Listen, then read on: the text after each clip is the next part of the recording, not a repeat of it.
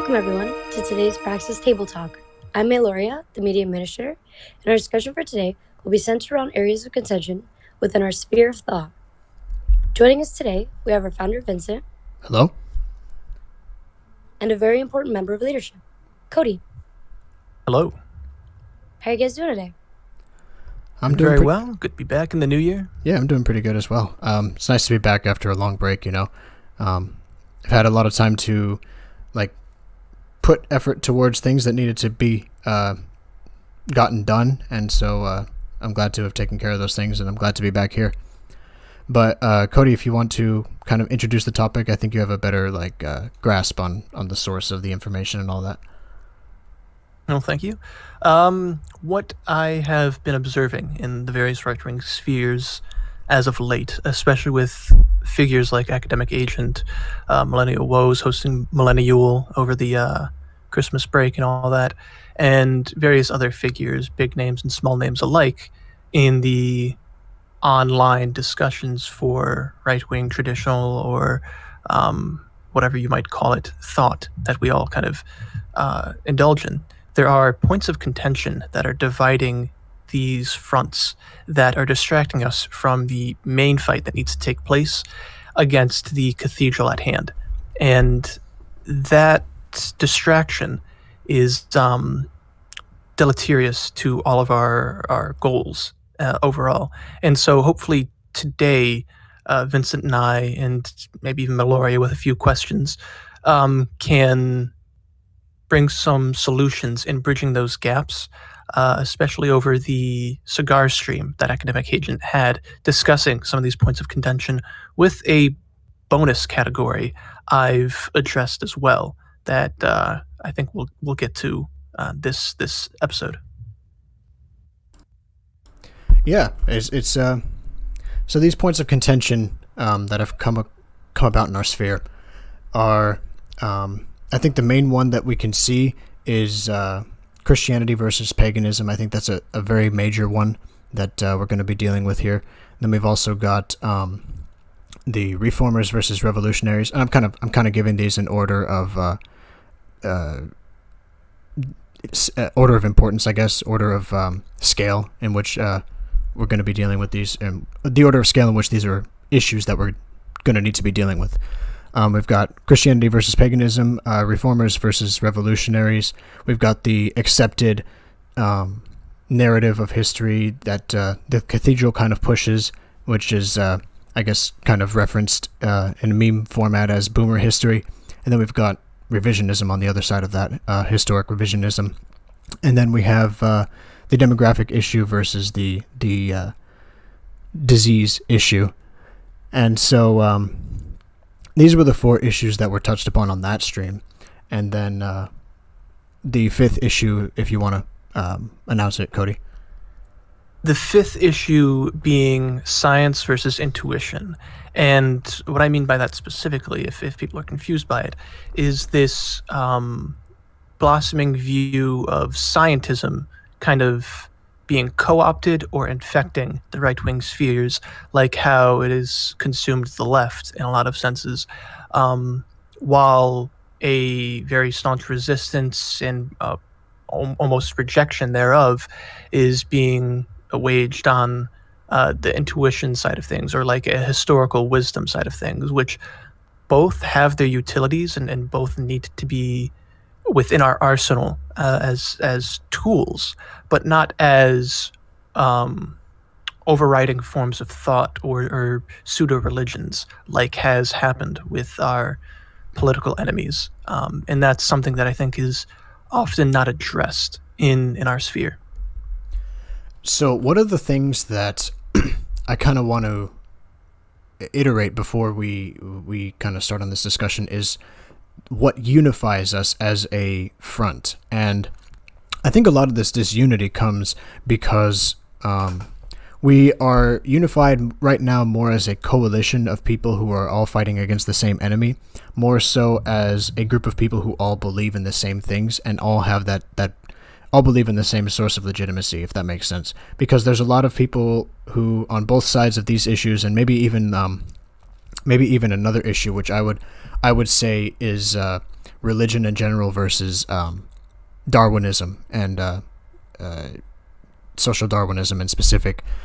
And I think that our coalition, right, or our general unified front right now is a coalition of necessity against the powers that were kind of being imposed over us right now. So with that being said, there's a lot of people who come here from a perspective of religion and a perspective of trying to get to the bottom of maybe not even just a religious mindset, but like a more of a mystic mindset. And what I mean by that is a mindset that is always searching for truth in whatever form truth may be able to come into.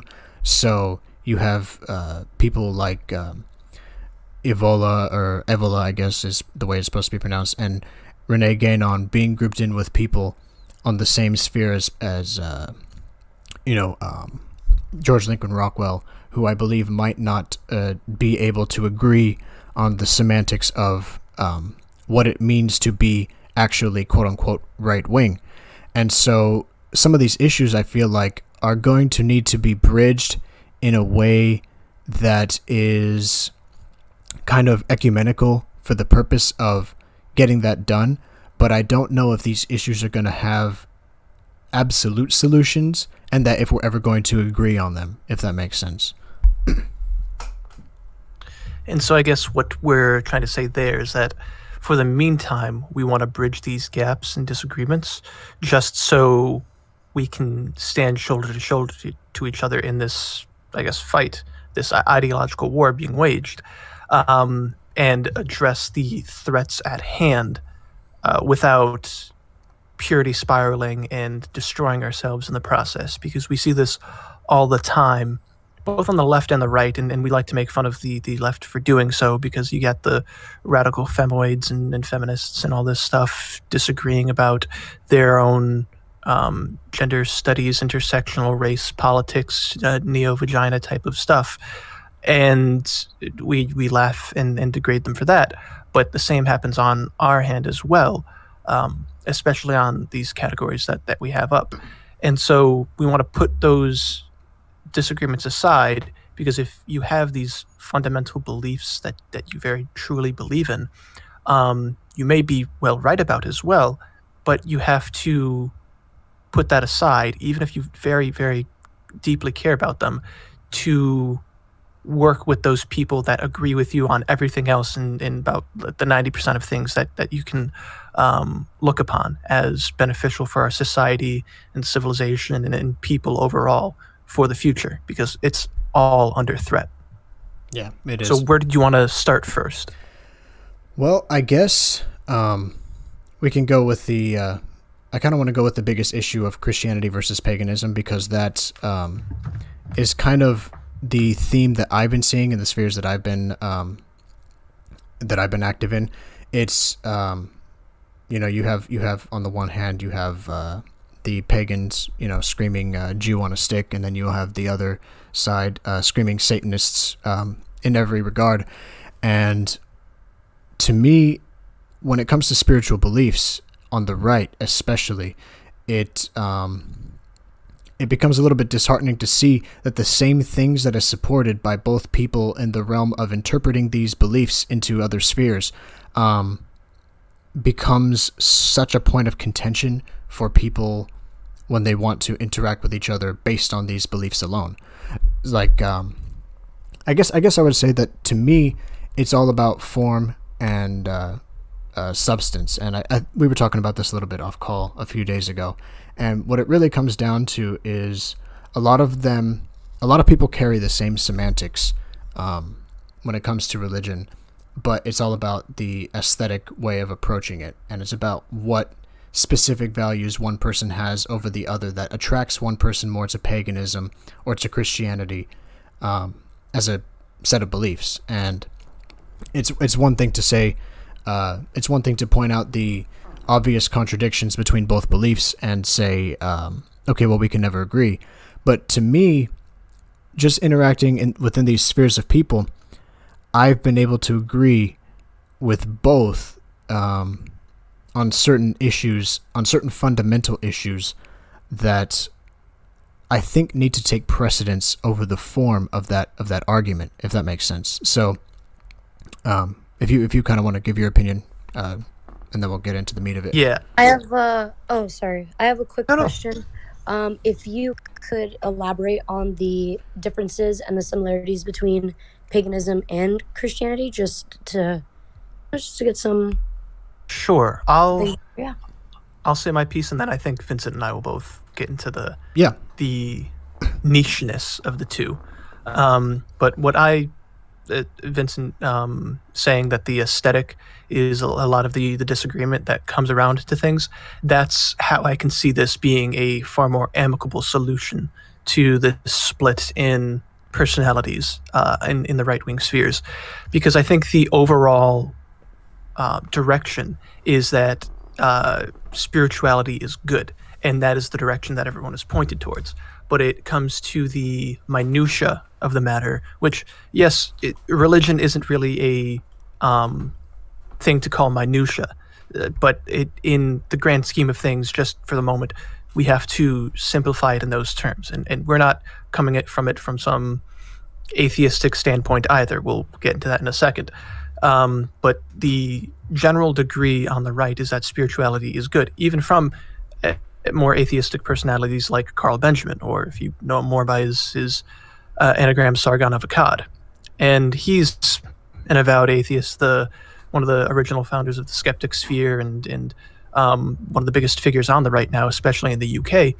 And he even has gone so far as to baptize his children and approve of Christianity as a cultural institution, just because spirituality in society is a necessary form to combat a lot of these degeneracies and decadencies that have been infecting secular society over the last century and probably a little longer. And where paganism comes into that is I guess, rejection of some of the tenets of Christianity, or Christianity through the church being eroded or corrupted to such a degree that people feel a disconnect from that altogether. And so people have looked at historical European or more globalistic forms of spirituality where they find a sense of masculine hierarchy and expression, and just a general sense of spirit connecting to their ancestors, and a way of life that they can orbit around for their future. And that's that aesthetic that I think we see as the disagreement fundamentally, because of fundamental misunderstandings of what each party is, and also overlooking the fact that both are movements of spirituality that are beneficial to us regardless, so long as we're working against that same enemy as we have it. And until they're defeated, we can't really get into getting at each other's throats, because they're a far more large and dangerous threat as is, especially them being secularist atheists, even refer to them as satanistic or demonic, depending on the perspective you're coming from, pagan, Christian, whichever. And that is the threat that we need to address. Vincent, you want to add on that? Yeah. Just to kind of go, add a little bit to the point, I believe that it is kind of necessary to say, and this kind of touches upon the question that May was answering as well, that there's a lot of common ground found in that, quest for spirituality. And what I think is that it is very obvious among just general society as a whole. You can look at all of these neo-pagan spiritualist movements that derive kind of from a materialistic origin, and I kind of want to get into a conversation about those as well, like Wicca or other movements that kind of take on a more naturalistic approach, but still attempt to touch upon the spirit in some way. These are obvious embodiments of the soul essentially trying to discover itself. At least that's the way I would like to interpret it, is because there is an obvious quest for higher knowledge, higher forms of knowledge, higher states of awareness, and even in the most secular and humanistic spheres, this desire still manifests itself in some way. And another thing I want to touch on is that when we're coming into the conversation about religiosity and spirituality, the one thing that I think most people don't like to touch upon, one thing that scares people in the realm of spiritual discussion in, I would say, like modern religious sects, is that reality, if you are to consider yourself a traditionalist with a capital T, the Gainonian type or the Evolian type, you have to consider reality as a holistic entity that no one part is separate from the other when it comes to functioning as one united whole. And so what happens in a lot of spheres of religiosity and spirituality today is that there's a lot of there's a lot of refrainment from trying to interpret these ideas into the political sphere out of fear of being associated with the wrong group, and out of fear of coming across in a way in which they might not want to come across. There's people who would outright avoid attempting to reconcile spirituality and religion with politics. There are some who say that, even on our side, there are some who would say that these two are disconnected. But if you're going to have a worldview in which reality is one holistic entity, then all of these separate things need to correspond with each other somehow. And that's the worldview that we kind of propound as Praxis, right? We define Praxism as the quintessential truth, along with the act of interpreting this truth into relative spheres of reality. And so if that interpretation is to be carried into the personal sphere, like it is in most religious circles, you have the personal development, self-help books, which touch upon the spirit in some way, and you have the churchgoers and stuff like that who keep it within their relative spheres. If it's going to be interpreted into those spheres, we need to take it a step further and interpret it into even the political, the financial, all of these different spheres in which this truth can be interpreted. And so I think that when it comes to Christianity and paganism, kind of answering the question that May asked, which was what are their common elements and what are their points of contention or their contradictory natures. To kind of touch upon the common elements, I would like to say that I think that, well, both of these can be defined as interpretations of the divine if they play by one set of presuppositions, which is that there is a divine quintessential truth to reality, and that alignment with this truth in some way determines a proper formulation or formalism of such an entity. So, like, if you were to align your political entity with this truth, that would be the proper formulation of politics. If you were to do the same thing with yourself, if you were to practice a certain tradition or go through the path of the ascetic, that would be aligning yourself with this quintessential truth through adopting the characteristics of whatever preordainment you have found onto yourself or onto that entity.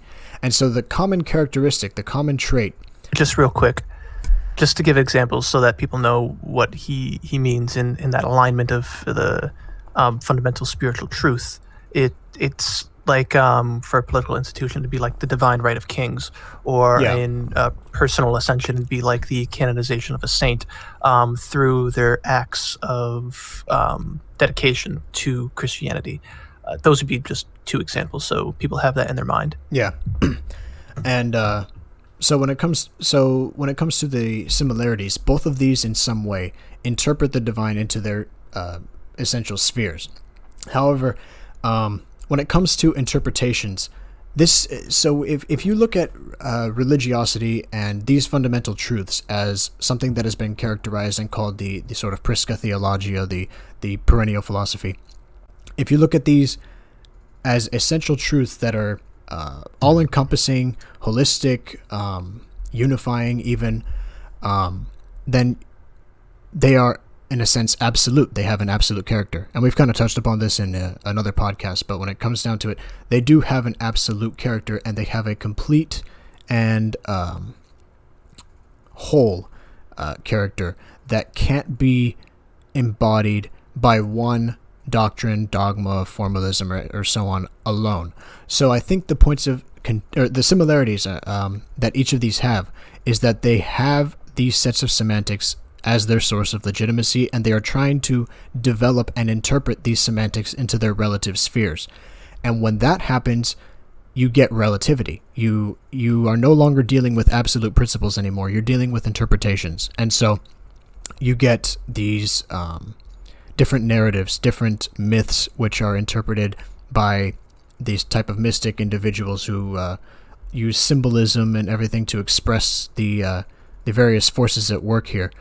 And with these interpretations come developments. And this is actually kind of something that I've touched upon in a little bit of my writings, but I'll kind of reiterate it here, is that there is usually 3 stages to traditional development. Obviously, each specific tradition has its own like various substages, but the 3 stages of that you can characterize most proper traditions as having is the stage of revelation, in which the divine is kind of revealed to society, in which you see like the the social structures kind of being focused around embodying these characteristics in some way. And then the next stage, you have the formal tradition, which is the act of kind of interpreting and adapting your society to these semantics. So, and you can see various changes in society as the different traditions kind of cohere or intermingle. Like there are many examples, one of which is like the ancient Egyptian example of when Greeks came over and tried to kind of adapt their traditions over to the Greek side. But then after that tradition phase, you have the Orthodoxy phase, which is the last phase of, I would say, traditional development.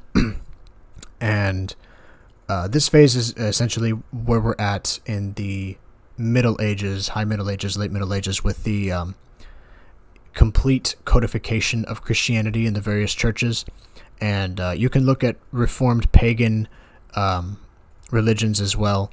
But I think the Abrahamic religions are the prime example of this stage of orthodoxy and codification. It's the stage of doctrine, right? So you have these various doctrines. But while each religion might have these semantics as its source, each development, each interpretation, as it goes through this process of development, codifies certain elements and emphasizes certain elements while leaving apart or leaving aside or considering less important other elements which might be emphasized by another religion. So, for example, the two I like to contrast with each other are Christianity and Hinduism, and I think that that's because there's a lot of what to be found in Christianity. There's a lot of dogma and doctrine, and there's a lot of valuable information for how you should live your life if it's going to be a healthy life, if you're going to be a good person. You can find that in Christianity. That's the what. But the truths behind it, the esoteric knowledge, the type of like the cosmogony and hierarchy, the stuff that's not really developed in the Christian doctrine, you can find that in Hinduism. And so that's what I say when there's these various points of contention, these various contrasts, is that you can find a lot of the exoteric doctrine in Christianity, but a lot of the esoteric truths and wisdom to be taught and kind of safeguarded throughout the ages, that's stuff you can find in religions like Hinduism. And so... by the way, Hinduism is considered a pagan religion, just by the way, for any of those wondering. So that's why it is apropos to the conversation. Yeah. But yeah, so if you contrast these two religions, they seem very different, but they are touching upon a same fundamental set of truths. And if you look at like the exoteric aspects of Hinduism, like the laws of Manu, for example, they come very close to resembling the laws you can find in the Christian doctrine. They also come very close to finding the laws that you can find in like Egyptian concepts like Mat, or the Greek concept of Morai, all of which kind of touch upon these same truths. And so that's the unification that we can find within these various elements. And I know that some people would see this divide as not being reconciled, but I feel like this is one of the easiest divides that can be reconciled, because you can kind of bridge this gap and say, we touch upon a lot of the same truths. We all derive from this Prisca Theologia, this primordial set of principles, and we all touch upon them in some way, but we develop them in different ways. But I'm coming at this from a Christian perspective, obviously, and I can see the reconciliations to be had with religions like Hindu, and if there are a lot of pagan, there are some pagan saints that are in the Christian churches, which some people might find hard to believe. But for example, there's a lot of evidence that points to the three wise men at Jesus' birth to being Zoroastrian mystics, which would put them in the school of paganism. But a lot of churches have canonized them as saints. So there's a lot of overlap there that's not really touched upon in either of in either Christian dogma or pagan kind of ideology, because there's a constant hate for each other that I think is very surface level and is very aesthetic. But if you kind of want to add, and that does come across a bit with the history of things at hand too, because at least in the modern expression of paganism, especially in the right-wing movements, Hinduism isn't really a major player in that respect, but it is a major world religion that will have to be reconciled, at least down the road. What's more relevant now is this ethnocentric idea of spirituality in a pagan expression that kind of derives from a lot of the very old Western European types of religions or spiritual lifestyles. And a lot of the attraction to those things come in this Indo-European historical frame of mind with a lot of these ethnocentric types of people. And you even see the mid-century Germans, as they're now referred to, just to avoid censorship on the various sites we publish. These types of ideas were being explored and looked into as a sort of unifying message for the air quote white race, as it were. And so a lot of these ethno-nationalistic people get that type of attraction to these historical spiritual expressions, just like the Native Americans of the United States have that still attachment to their pagan roots and their religions that they've developed through oral tradition, whereas some had developed a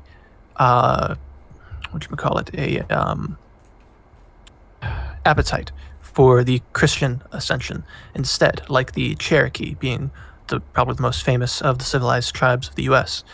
And you get that transitory history in Europe as well, but the major point of contention from pagans is seeing Christianity as this foreign Middle Eastern religion that is that famous insult of Jew on a stick type of deal, my God has a hammer, yours has nails in his hand type of thing, that a lot of edgy sort of internet banter kind of devolves into. The thing with that is that the history comes down to a political format where you have these less developed tribes in Western Europe, the Germanic tribes that were kind of doing their own thing for the longest time, coming in conflict with this very European power being Rome, that then very early on in its empire established itself as Christianity with the major religion at hand. And it is this very powerful force, whether its origins are from the Middle East or not, it still is transcribed into the Western history, and it becomes the driving force of the world for about 1,800 years after the fact. And so while I understand the connection to and ancestral homelands and peoples from a very far gone place, that shouldn't be the whole crux of the issue as well. When the institutions that the church has made have been very powerful and very useful, especially in traditional mindsets. Now I understand that a lot of the contention also comes from the femininity of the church, especially the Catholic Church, that comes about because of a lot of its corruption and its institutions being subverted, especially in the last century. Those are very valid criticisms and very damning processes that have been going on that is both a kind of death struggle in the Western Christian world. Places like the Eastern Orthodoxy or the Greek Orthodoxy have been going very strong and are very antithetical to how Western Christian expression has developed. But I think a lot of that has to do with the liberal revolution in the 17th and 18th centuries. So that mindset has kind of infected the churches, even going so far back as Calvinism and Martin Luther and whatnot else. But the real crux of it is the liberalization of the church, and that has degraded doctrine, degraded the tradition, and used the church more as a political tool than a spiritual house, which is why I don't look at Christianity in the face of actual churches, the buildings that are, and the the church staff that may run them, because some of them are facades in the first place. They're tax havens for people to circumvent their national governments, and that is completely antithetical to what Christianity is founded on. You have the famous example of Jesus, kicking out the merchants from the temple, sort of deal, and that's probably what needs to happen again in the modern context. It's a lot harder because it's a lot more widespread and fractalized because of all these different sects that come about, like Presbyterians and Southern Baptists and everything else from different national expressions of Catholicism, like Roman Catholics versus Irish Catholics versus whatever else. Yeah. And so there is a mark of femininity and chaos there in the Christian churches, which are lend very heavily to the pagan critiques. But I don't think those critiques should be arguments to abandon Christianity altogether, but as a moving factor to reform or revolutionize the church back to its origin, back to the body of Christ type of deal, and get back to what the pagans are looking for in that spiritual connection with a higher ideal, that fundamental truth, and that tradition that has existed for well over 2,000 years now. So one thing, sorry to interrupt, but kind of going back to what I was done. Oh, okay. But kind of going back to what you were saying with the pagans and the connecting to the ancestral homeland and the loyalty to your race. There's actually a quote from Evola here, who says that the error of certain extreme racists who believe that a return to its race, or that the return of a race to its ethnic purity also means the rebirth for a people, rests exactly on this. They deal with men as if they were dealing with the racially pure or pure blood caste of a cat or a horse or a dog. The preservation or restoration of the racial unity can mean everything when you're dealing with an animal, but with men it is not so. It would be far too easy if the simple fact of belonging to one race that has been kept pure already conferred some quality in the higher sense. And so this is the issue that I see with a lot of pagans on the right-wing sphere. There's a lot of connection of the religion itself to the racial aspect, but in all the wrong ways. There's a lot of stuff that points back to the race of the soul and the race of the spirit and all of that. But when it comes to the right, I think there's a very superficial understanding of paganism within pagan spheres, except for a relatively select few, which I think kind of understand. I think those are the people that we can reconcile with the most. But a large part of pagan support comes from a misunderstanding of what pagan religions used to mean in the higher sense of the word.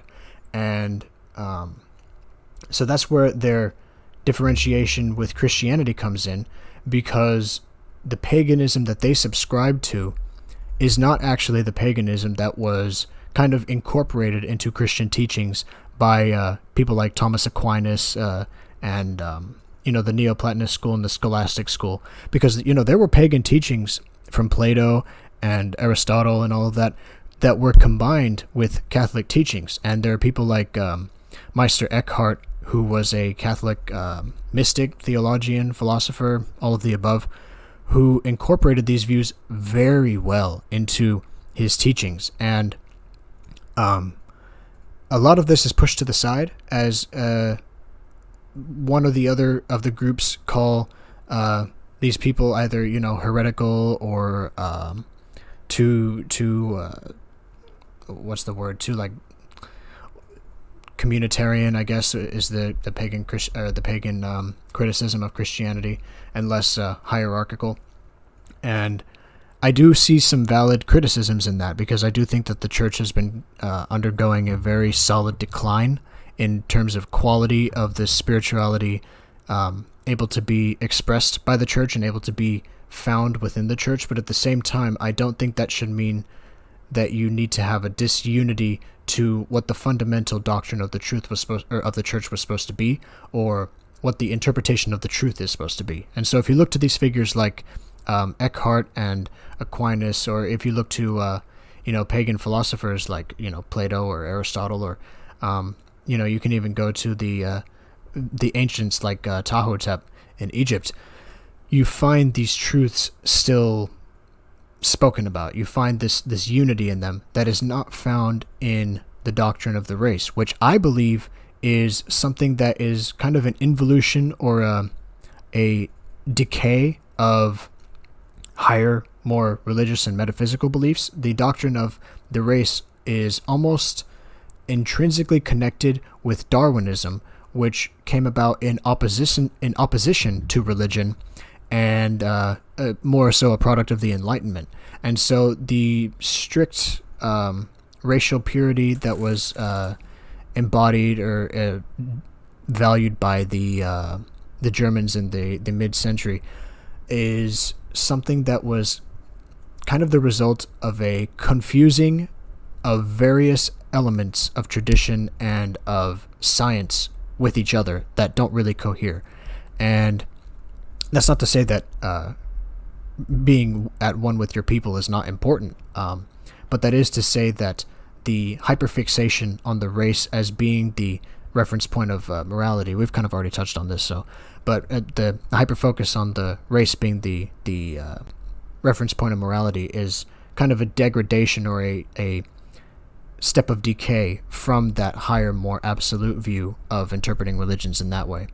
But nonetheless, this does cause a divide between, Christians and pagans that still persists, even to this day. I think the May, you have a question? Yeah, a quick question. How do you reconcile the Christian-pagan That's divide? just what I was going to say. Oh, cool. All right. And so the solution is actually fairly simple, and it is identifying the enemy of both groups, and that is this globalistic, materialistic, atheistic, neoliberal mindset, and that is the cathedral at hand, the great Satan, if you will, the great American empire, the Chinese in their communist in name only republic. It's just all this consumeristic, industrialized or post-industrialized society that has eroded so heavily the spiritual aspects of our society that man needs in their daily lives. And so looking at pagans from a Christian perspective, or Christians from a pagan perspective, don't look at them as enemies on an ideological front as well. That is something that you'd have to reconcile much, much later. You are both allies as spiritual worldviews. You do believe in a higher power or a higher natural order of the world, whereas your true enemy in the moment now are materialistic, atheistic villains, in a lack of a better term, because they are just cartoonishly villains. You look at people like the Klaus Schwabs or the Bill Gates or the faceless corporations like Nestle or like Disney and things like that, despite some of their foundings or whatever, they are just evil to a cartoonish degree for these reasons of degradation of the natural order, of the atomization of the family, of the secularization and consumeristic values placed upon society, which any number of pagan religions and Christianity at its foundation reject and try to keep at bay through their practice. So look at yourselves as allies in that front, because those are the more pressing matters of the day. And those have been the pressing matters for the last probably century and a half all around the world.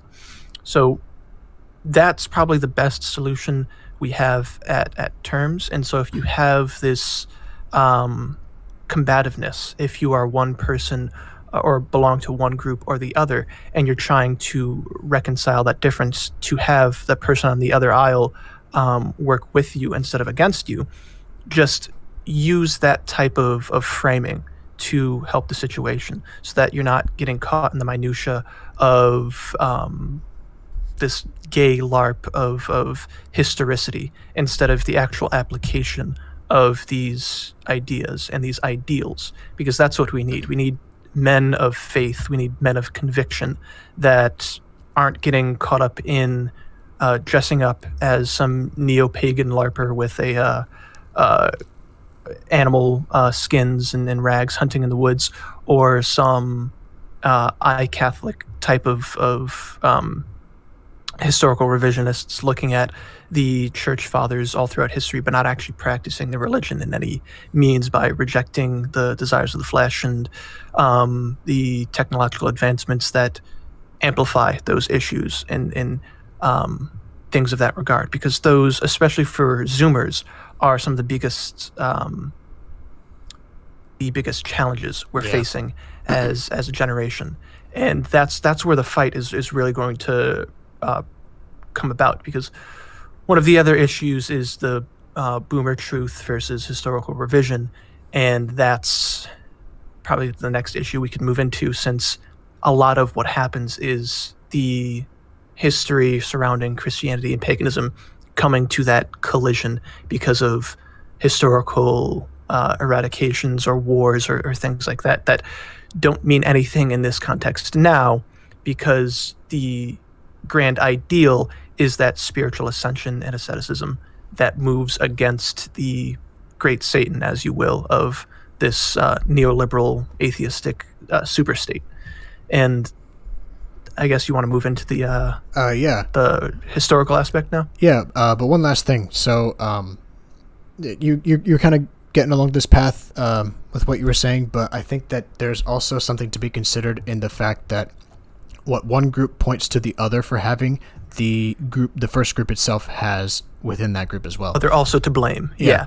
No, finger pointing, it never works, because you're also you are somewhat projecting whatever insecurity you have onto the other person. However true it may be for them, it is still true for you. Yeah, and this goes even as far as to the fact that most Christians will point at paganism being a bad group of people because of Wiccans and what are they called, like the heathens, and all of this neo pagan, like materialistic and humanistic spiritualities that come about in very liberal and left-wing spheres that don't really have a metaphysical... Like the TikTok witches? Yeah, like the TikTok witches, yeah.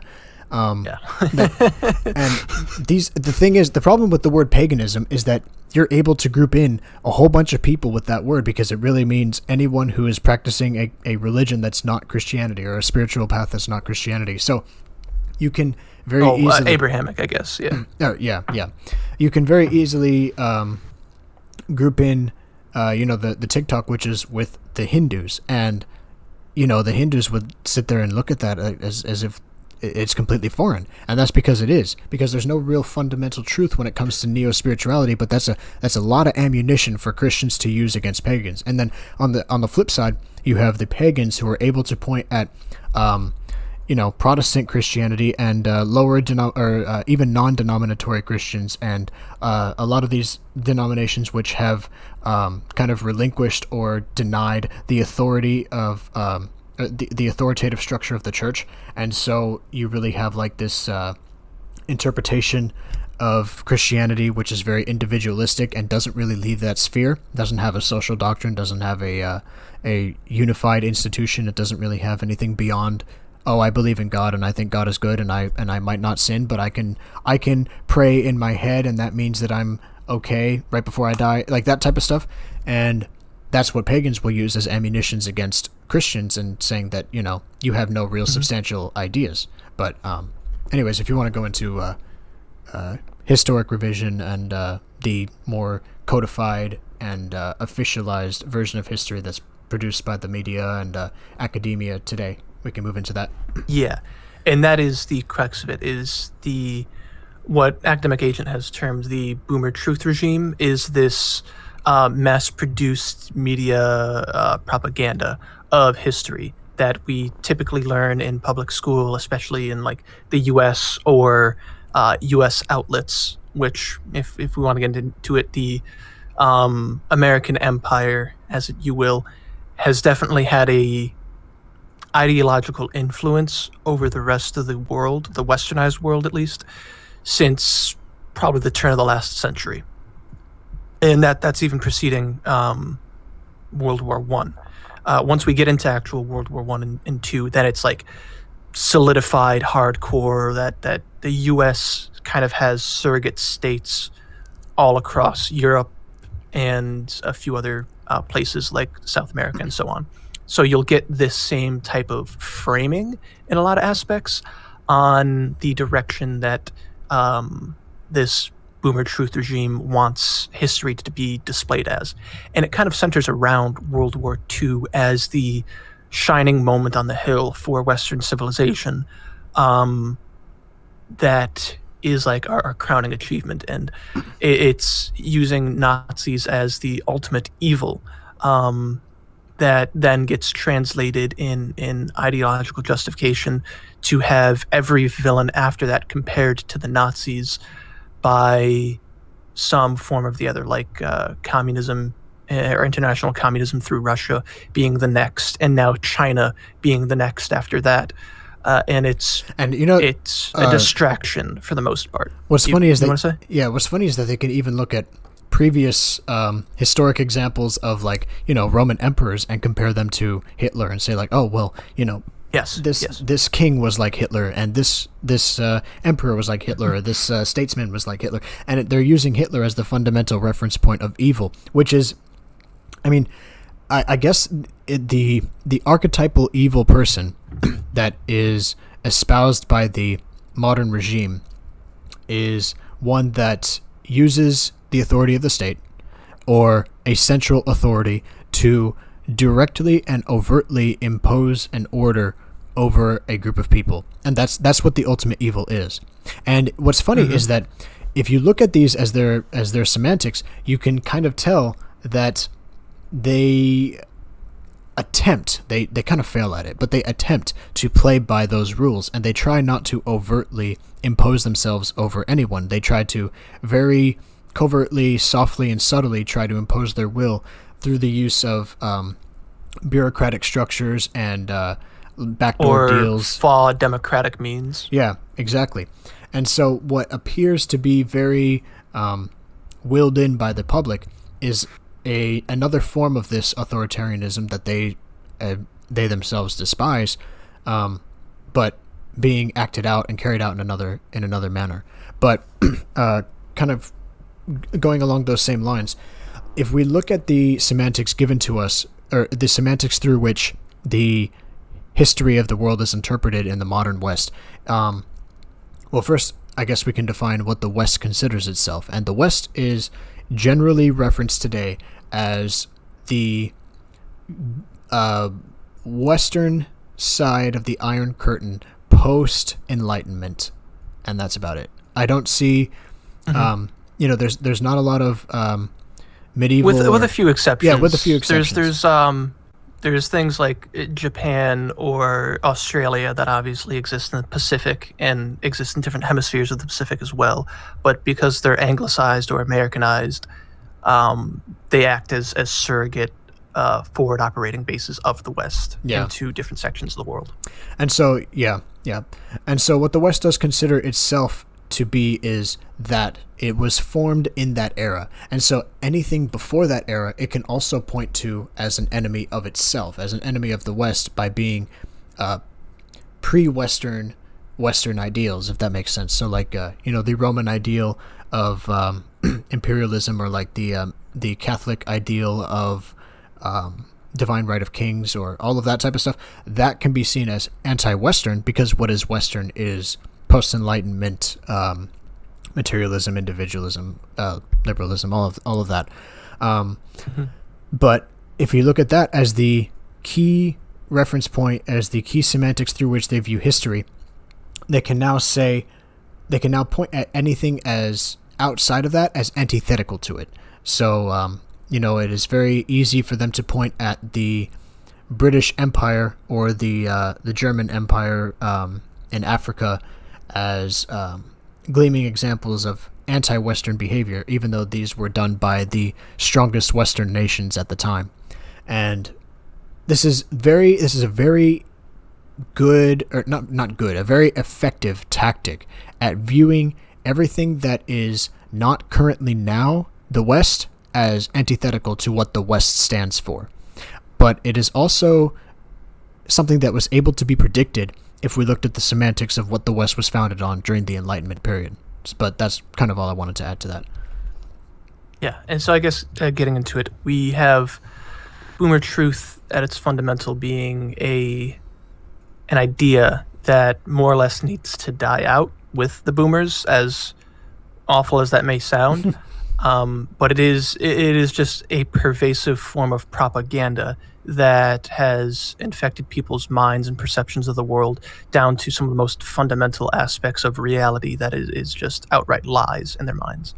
But because it is that pervasive in people's minds, you can't just out in face say, oh, Hitler was a good guy, because people will disregard you and call you a Nazi and everything else in the book, even though his domestic policies were centered around helping the German people, which was his responsibility, being elected, or I guess murdering his way into becoming chancellor.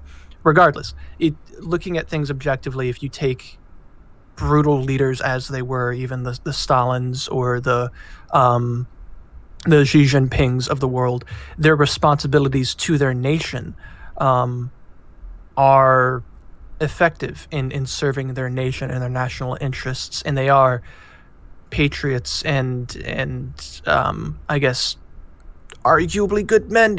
There's obviously things fundamentally wrong with how they operate and things. We're not getting too far into the revisionism now, but there are things that you can admire of them in their actions to the responsibilities that they were elected for that we don't see in the elites governing us today. And that's part of the issue with the Boomer Truth narrative, is because we're so used to this idea of the elites just being corrupt and being self-interested and selling our national interests short for their own means. But maybe the GDP goes up as being all right things because that's just how the system goes, but it's not, and that's why it's a very important conversation to have. But because it's so pervasive in people's mind, you can't just try and fundamentally recreate that reality for them, because they'll have such a cognitive dissonance that nothing you say will penetrate that iron curtain. For a good example to relate to.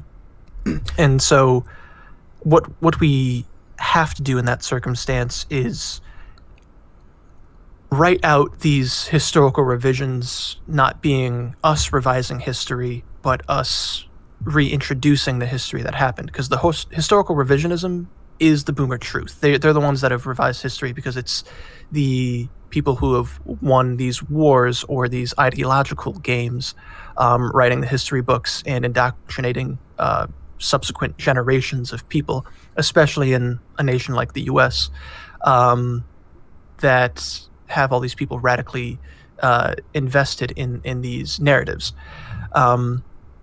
So it does work to an extent, what I wanted to say, as people like us, the more intellectual typed people who are viciously interested in the truth, regardless of what that truth may be, that this re-revision of history, or that this re-expose of history will show, and that things are a bit more nuanced, or things were outright lies that we learned from school, or that we've learned through popular media.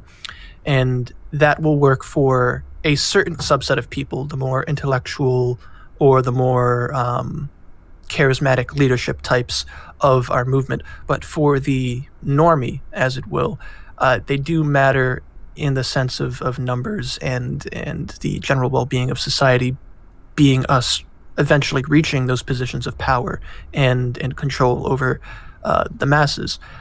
And so trying to, from their perspective, gaslight them from the history that they know would be a disservice to us altogether. And so you may have like a steady drip of red pills, like slowly cascade throughout society as like a trickle-down effect in a way, and you might heal a lot of people's perceptions of history in that aspect, but it'd be very slow, it'd be very long, and the major block of the most radical people with this mentality, like the boomer generation or Zennials, if you want to get into the actual generational steps,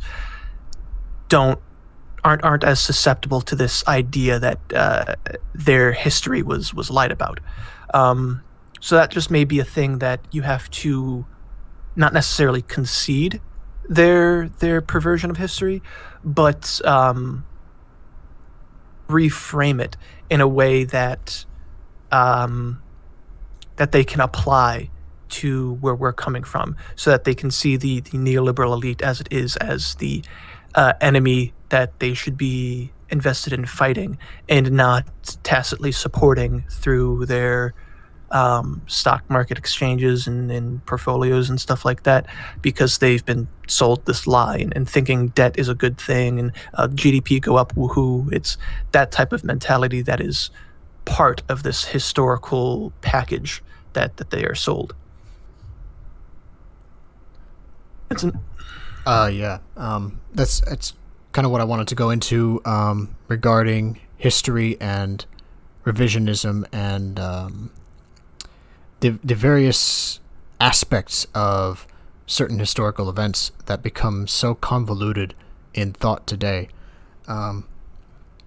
But one thing that I think becomes apparent in our sphere is the fact that there are some people who have loyalty to one side of a historic event, and then there's another group of people who have a loyalty to another side, or another a revision of that. I was just thinking that, actually. So we have the biggest example is the revisionism going on in the 30s, and also there's the revisionism that surrounds, like we were talking about the Christian and pagan histories with each other. There's a whole bunch of historic revisionism, and the problem for me is sorry to interrupt. A really good example is the revision going on with communists right now too, and the whole scandal going on with Wikipedia in removing the genocides under communist regimes, which is an article, like one of their first articles, that's been up for so long and has had a lot of additional context and information added to those throughout the years. But because of some of the ideological allegiances these people have running these sites, they want to obfuscate some of that history as well. And so it's not just a us versus the elite of today sort of thing. It's us versus these other ideological forces as well. Yeah. And so I think that that becomes a very large point of contention on our side, because you have, on the one hand, you have people who stick to the narrative of history that is given in academia, but still have found their way to this set of ideas, these to valuing these sets of principles.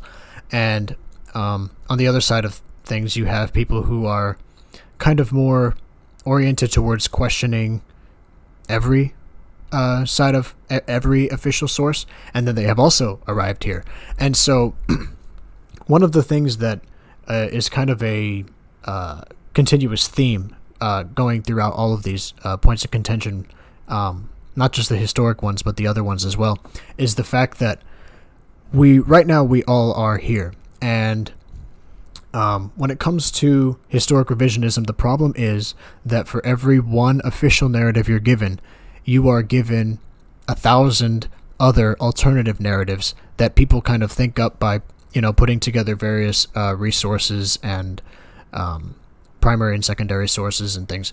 You're never, if you don't accept the narrative of what is officially given, and I'm not saying that you should, but if you don't accept the official narrative, you are in the minority of any other narrative that you accept. You're in the minority of people. Not just because that everybody accepts the official narrative and nobody accepts an alternative, but because the amount of people who accept one alternative is so low because there are so many other alternatives to accept. And so I feel like this leads to a lot of purity spiraling, a lot of conspiracy theorizing around, hyper-focusing on issues that don't really matter, hyper-focusing on certain historic events when it doesn't necessarily matter whether the outcome of one thing or another was the way that a person A or person B predicted it, or has put together that, put together this sort of conclusion that they've come to. What I think matters the most is looking at society today and looking at what's going on around us. Look at how certain things have been revised even in the past 10 years. Look at how essentially the official narratives of certain historic events, which have been given out by academia and by the media and by like the news, and kind of just perpetuated through general talk. Look at how these stories have developed, and look at the actual events that have been happening. And one of the largest cases of this is with the current epidemic, with the changing of dictionary definitions and stuff, and with the just outright hiding of evidence of certain alternative theories. And we have the officials coming out and claiming one thing, and then coming out and claiming another thing. It obviously doesn't add up. And if you're in the sphere of thought where you believe it doesn't add up, but you don't want to not accept the official narrative for other things that have gone on throughout history, I would say open your eyes a little bit.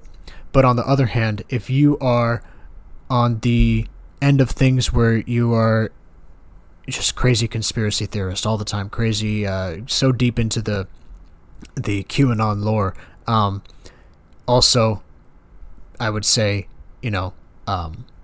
take a step back and look at what you believe in, because there are so many irrational things on both sides that both sides are willing to succumb to and accept, when the reality is kind of in the middle. The solution, I think, to the problem of historicity is essentially looking at things as clearly but as holistically as you can, and attempting to move forward whether or not the outcome of certain historic events were the way you think they are or the way you wanted them to be, if that makes sense. For a quick question. Yes, please. Yeah, speaking of the two different sides, how you're just saying that, there's one side that thinks a certain way, there's another side that thinks a certain way, there's a bunch of ways to think about it. Could you ever see these different sides trying to work together to change Do you mean like their opinion? Go ahead. So, like, Vincent, you go. Ask the question. I think you're going to ask what I'm going to ask. Do you mean like working together as a movement forward, or do you mean like ever having agreed on the same narrative? I guess a little bit of both. More like weighing in what the losses are and what the benefits are, and then just kind of going, okay, well, I'll just listen to you and hear you out, instead of just, oh no, I don't want to listen to you because you said X, Y, and Z.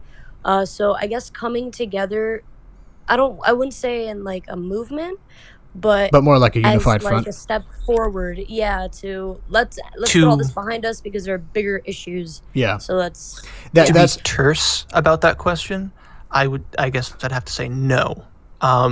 Because when it comes to historicity, like we said, the Christianity versus paganism thing, ironically, tends to be a much more a much easier conflict to sort out, because it's a larger spiritual movement versus a larger atheistic movement. Whereas the historicity side of things, people get so fervent and radical over that if there is any change in the ideas presented, it usually only happens at an individual level, and that individual level change usually goes from them being entrenched in one camp and then jumping over to another because they had at least some curiosity to question if what they believe is true, and then were presented some evidence, whether that was sufficient or not to actually give them the truth about the matter, but sufficient enough to change their mind to some other camp and then entrench themselves in there. Because people want to have this idea that they are aware of some secret knowledge or some secret expression of history that most people aren't, and so it makes them feel a little special in a type of way. That's why conspiracy theories tend to catch on very quickly, whether or not they're true. But I have a few examples to bring up about what I just said. If Vincent, you want to add anything else? Yeah, one thing was that I think that it's a lot harder for. So I guess if on the one hand, if you're asking the question if people are able to reconcile their differences about history and come together on one single narrative, no, I don't think that's ever going to happen. But if you're asking the question on whether or not people who view the same event from different sides or have different narratives of the same event are able to come together to work on a unified goal, like if you have certain revisionists and certain basically historical boomer historians, I guess, who value the same principles. Like if you have them as in the same coalition, if they're working together to change a certain element of society, if they're like working together to move forward with something, or create act as a force to be reckoned with, I do think that there's some unification to be had there, but never. I don't think it would reconcile the differences that people have of their own narratives unless more sources were found about that event. And one of the things I kind of wanted to get into, or I guess one of the things I wanted to add to this was that the Greeks had two kinds of they had three kinds of knowledge, but I'm going to touch upon these two. They had they had Gnosis, and then they had episteme. And Gnosis is the knowledge that is more of a mystical sort. It's knowing because you have an intuitive, an intuitive inclination to know a certain thing. It's kind of like common sense, but it's more meta than common sense.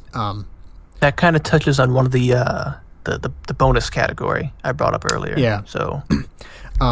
But anyways, episteme is the other sense. It's more of the empirical knowledge that you get from experiencing a certain event. And the gnosis, I believe, is something that can be unifying. Gnosis of a certain principle or gnosis of a certain abstract value that can bring people together is, I think, something that people can agree on, even if they have different epistemological knowledges, different empirical knowledges. So I don't think you're ever going to change the empirical knowledge of what someone has if they believe wholeheartedly that they have experienced it themselves. And people who read history and put these things together do have that belief. They have the full trust in the secondary and primary sources that they've read in, and that essentially leads them to creating this empirical conclusion about an event that is very difficult to change unless you approach them with some other empirical evidence, which is very hard to do in such cases. Mm-hmm. Yeah, and that's kind of where the word agnostic comes from, in the not knowing about a higher power or a spirituality, but they're not discounting it altogether like atheists would do. But to bring on some examples that touch on that whole empirical versus Gnostic way of thinking about things, as well as some of what we touched on earlier, are things like the Mormons or the Black Hebrew Israelites or the QAnon or the 9/11 conspiracy, as what it's just commonly referred to, in being multiple different representations of people believing in some grand narrative that is antithetical to the official narrative that the elites want the general populace to believe. Whether or not they may be true or not, this is just some of the most fervent alternatives that people ascribe to, that say, oh, our history is being lied about. And you'll have Mormons justified with their religion saying that peoples like the Native Americans in and across the U.S. are the lost tribes of Israel and should be converting back in their minds to Mormonism. And if you know anything about how the settlement of places like Utah had gone, it doesn't work out very well. In the Black Hebrew Israelite sphere, it's this more racialistic narrative of things that the mostly American blacks in the modern day believe that history is being lied about, but on their racial level, that the black man was the super race of the day back in like prehistory, and the white man invention to be like a plague upon the world to dethrone the black man and things like that. And a lot of civilizational history from Africa has been destroyed in that releasing of the whites, as it were, in their history. So you have them there as more of a racial narrative in that aspect that has this Gnostic air, just like the Mormons do in their religious sense. So there's these grand narratives and material identities attached to these alternative versions of history that they ascribe to, and that what makes them much more radical about. And then you have more empirical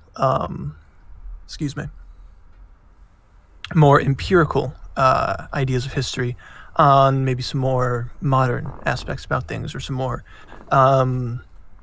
relevant to specific timelines, like QAnon, which has a lot of volume in the conspiracies that go along with what goes on in the deeper political realms of things, and that there's some deeper truth being uncovered, like Hillary Clinton actually being on the run from federal agents because Trump sent them after her, even though he was out of power by the time the election came to its end, and this, that, and the other thing, and he's actually going to rise back in power, and John F. Kennedy Jr. or whomever is going to rise from his grave again, and he's actually alive, and things like that they do sometimes get things right in their seemingly schizophrenic rantings on connecting times that official posts from the government were posted versus some of their other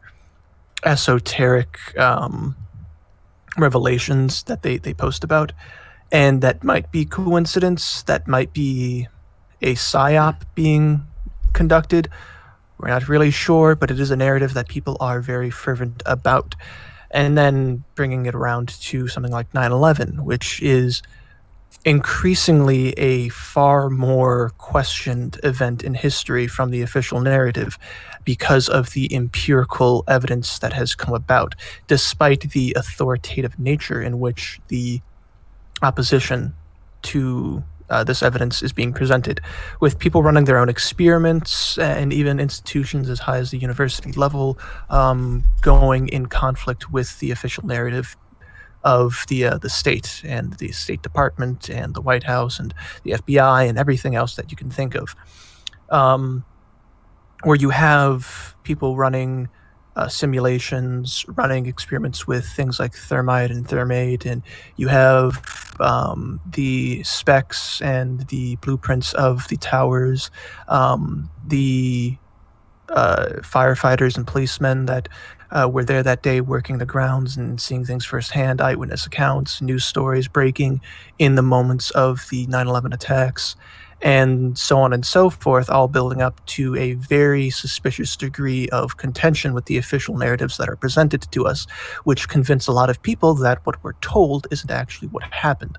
And so those are, I guess, two examples in both categories that kind of show that there are challenges in different aspects to these broader narrative terms where people think that we're being lied to about whatever event in history, but that also shows that history doesn't end where we live.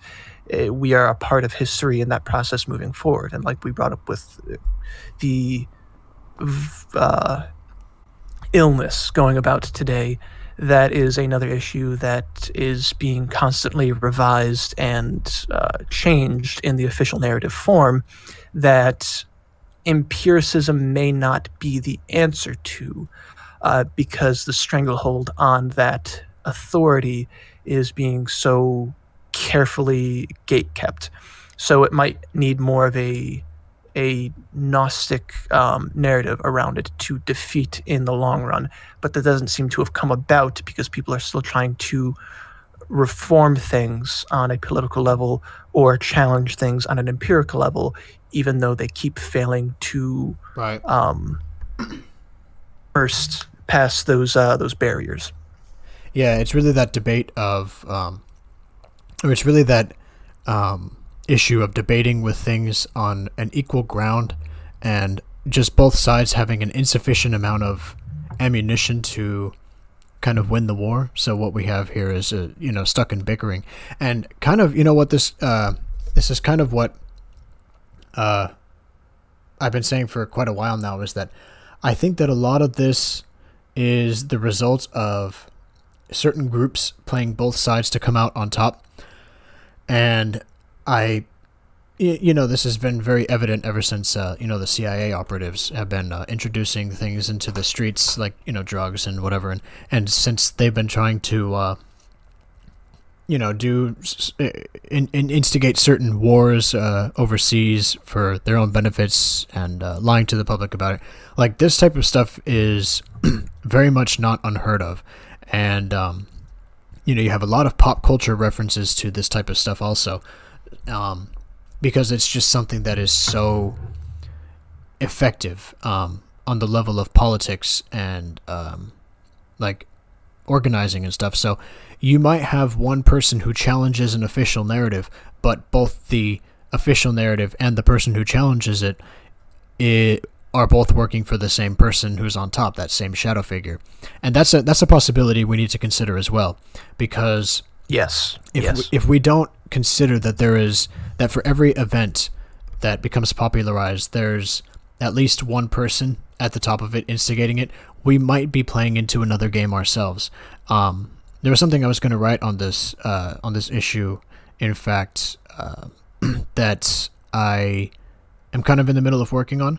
But one of the points that I wanted to make was that we need to consider that at every level there might be 5 or 6 shadow figures among every 1,000 figureheads, influencing them covertly and at most of the time unbeknownst to them and to the rest of the public.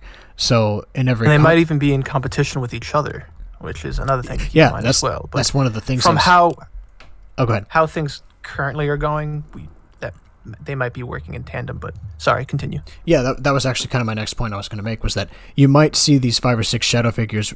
They might be either working together or working against each other. And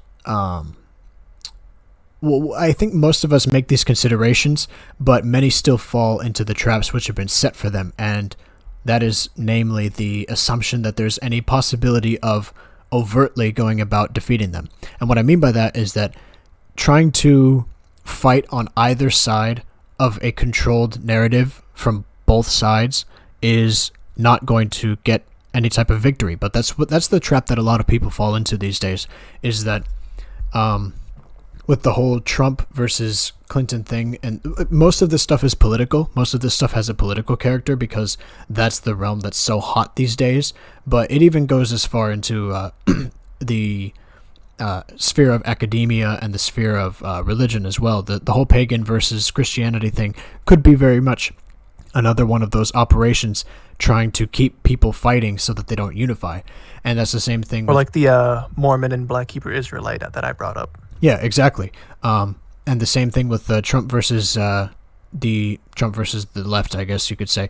Trump is the whole Trump crowd could very much be considered as something that is controlled opposition, just because of its very obvious nature of not offering anything in specific as a opposition to the current hegemony, but still being a very loud mouth and very powerful, or seemingly powerful force, while still having yielded no results at all for being as big as it is.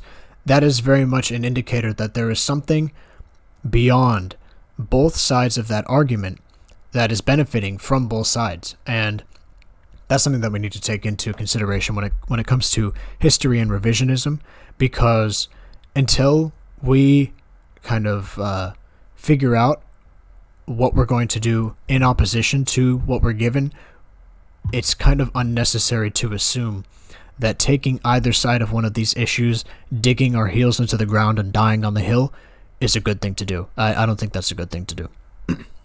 Yeah, and people may say, well, every hill is a good hill to die on, but it depends on what that battle actually is. If that's a topic for actually what I was just thinking of was one of our next topics. But if it comes to the solution we're trying to get to with the Boomer Truth versus revisionism aspect of things, there might not be a solution in any aspect, because there will be some people so deeply entrenched in the brain rot of the official narratives that even if they believe one official narrative one week and then the complete opposite the next, so long as it is the official narrative, there's no getting through to people like that. And that is a large portion of the masses. We actually can work.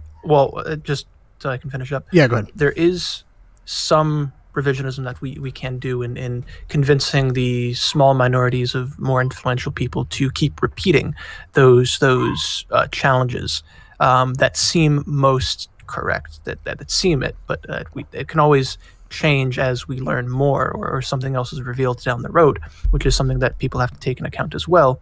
And just that repetition might breach that cultural veil enough that it becomes a more mainstream talking point.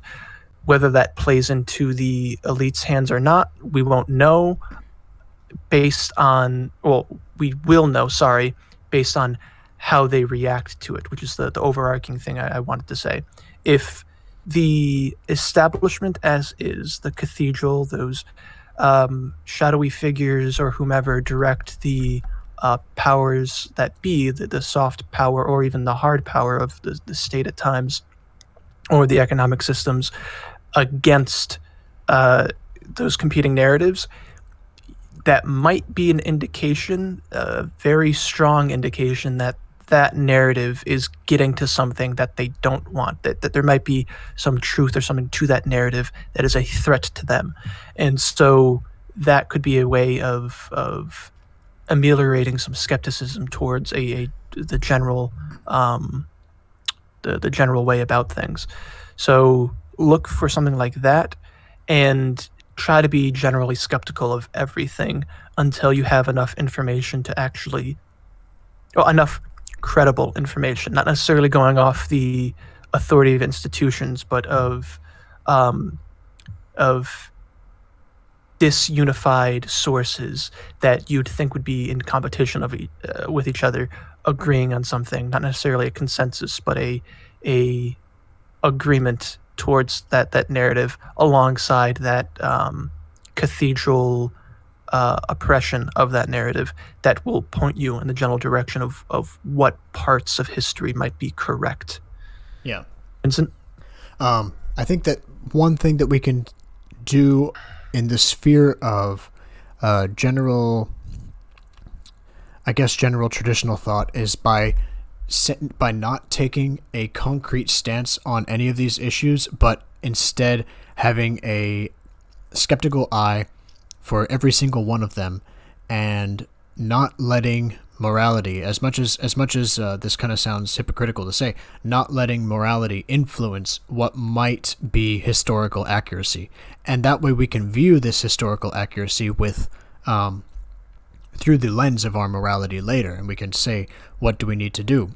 But I think that the most important thing is not taking a solid stance, not digging your heels in too deep to the ground, remaining skeptical.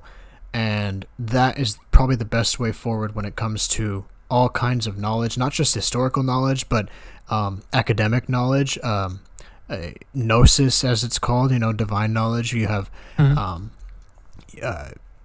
implementational knowledge, like you vocational knowledge, all this type of knowledge that you can get. Always be skeptical of everything. That way you can learn more. You have that mindset, that open mind. And that's funny is how a lot of people will reference our side of the sphere, or our side of the intellectual discussion, as being very close-minded because we adhere to a rigid system. I don't think that's necessarily the case. I think we are some of the most open-minded people that there are in the world. That's a good segue into that bonus category I mentioned, if you want to. Yeah, go ahead. If you want to introduce it, I actually kind of forgot it. Yeah, I guess to cap it off from the Boomer Truth versus Revision is, if you are in competition with someone that is like a believer in the Boomer Truth mentality, just accept that they probably won't be coaxed off that ledge, and go about finding people that are open-minded to the ideas that you might be able to present, because they might end up changing your mind as well, so long as it's not the Boomer Truth narrative either, because the whole crux of it is that it's the pursuit of truth as it is, and the important thing to keep in mind is that whatever that truth is, it already happened. And so the most important reflex is not to be bogged down in the sort of autistic interpretation of history and spurging out over who's right and wrong, but accepting that what happened, and how we act in the consequences of those historical truths, whatever they may be. Because at the end of it, we may not fully know. But getting into that point that Vincent was just making on the Gnostic versus empirical knowledge that we do come across, is this blossoming challenge of intuition versus scientism that is coming about. And I think the Gnosticism versus empiricism might be a better way of putting it too, because it seems like there is a very materialistic, cold, sort of calculated envisioning of the world through a scientific lens that the right is kind of adopting or trying to co-opt from the left to battle them on those empirical grounds by taking back these institutions that they've been holding on to for decades now, like the colleges and universities, like the medical institutions that govern things like hospitals, or govern things like this illness that we are at year 2 of, or any sort of other bureaucracy in that material means. Whereas there's a rejection of that outright by going towards a more naturalistic, spiritually minded, Gnostic idea of the world and having this common sense wisdom that's been handed down through the generations by our ancestors, and just operating on that system itself and rejecting this cold scientific nature or view of the world that you'd get a lot of people on the right latching onto, especially when looking at more conservative, sympathetic, but still ultimately liberal individuals like Jonathan Haidt or Steven Pinker or even Jordan Peterson. And they are, at the end of the day, neoliberal intellectuals that, despite all the research or all the narratives that they will construct that are beneficial for the right or conservatives or capital T traditionalists in a narrative sense, they will still revert back to those liberal paradigms and foundations that fly in the face of their data. Endeavor actually has a very good video on that too, if you want to get more into that. But the wider system at hand is this scientism versus intuition and wisdom that is coming at an unnecessary battle between different factions that are kind of like an unspoken faction in the right. So, Vincent? so yeah, kind of to introduce this, I watched a video by a guy named Chad Haig, and he was analyzing René Guénon's Traditionalism and Crisis of the Modern World. And in one of the chapters, Guénon talks about the linguistification of certain things, in which, as it quotes here, in which empirical facts attached to no principles simply kickstart a linear infinite amassing of unimportant details and a flurry of short-lived, unfounded hypotheses which replace one another very quickly. And so what this is essentially referring to is the modern scientific community at large. And when I say modern, I don't mean like 21st century, but I mean like post-Enlightenment, really, but even as far back as the 14th century. You see these essential institutions built around trying to focus more or less on one or another of these hypotheses, which are essentially generated only to stimulate a certain area of curiosity rather than try to abide by a certain fundamental truth or try to discover the source of that truth. And this was one thing that Guénon referred to as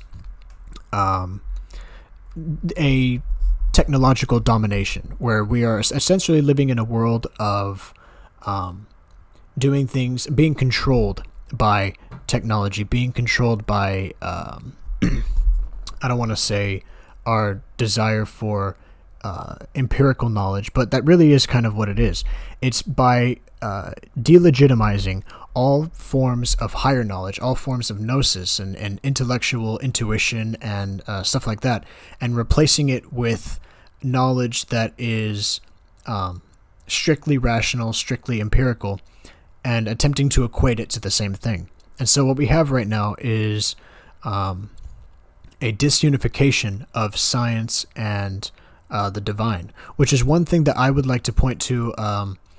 The Islamic Golden Age is one of those periods in which you can see that science and religion were working together. And this is the period in which the developments were mostly positive. It was a net positive. And I would even say that some of the developments in the Middle Ages you could define as a net positive for society at large.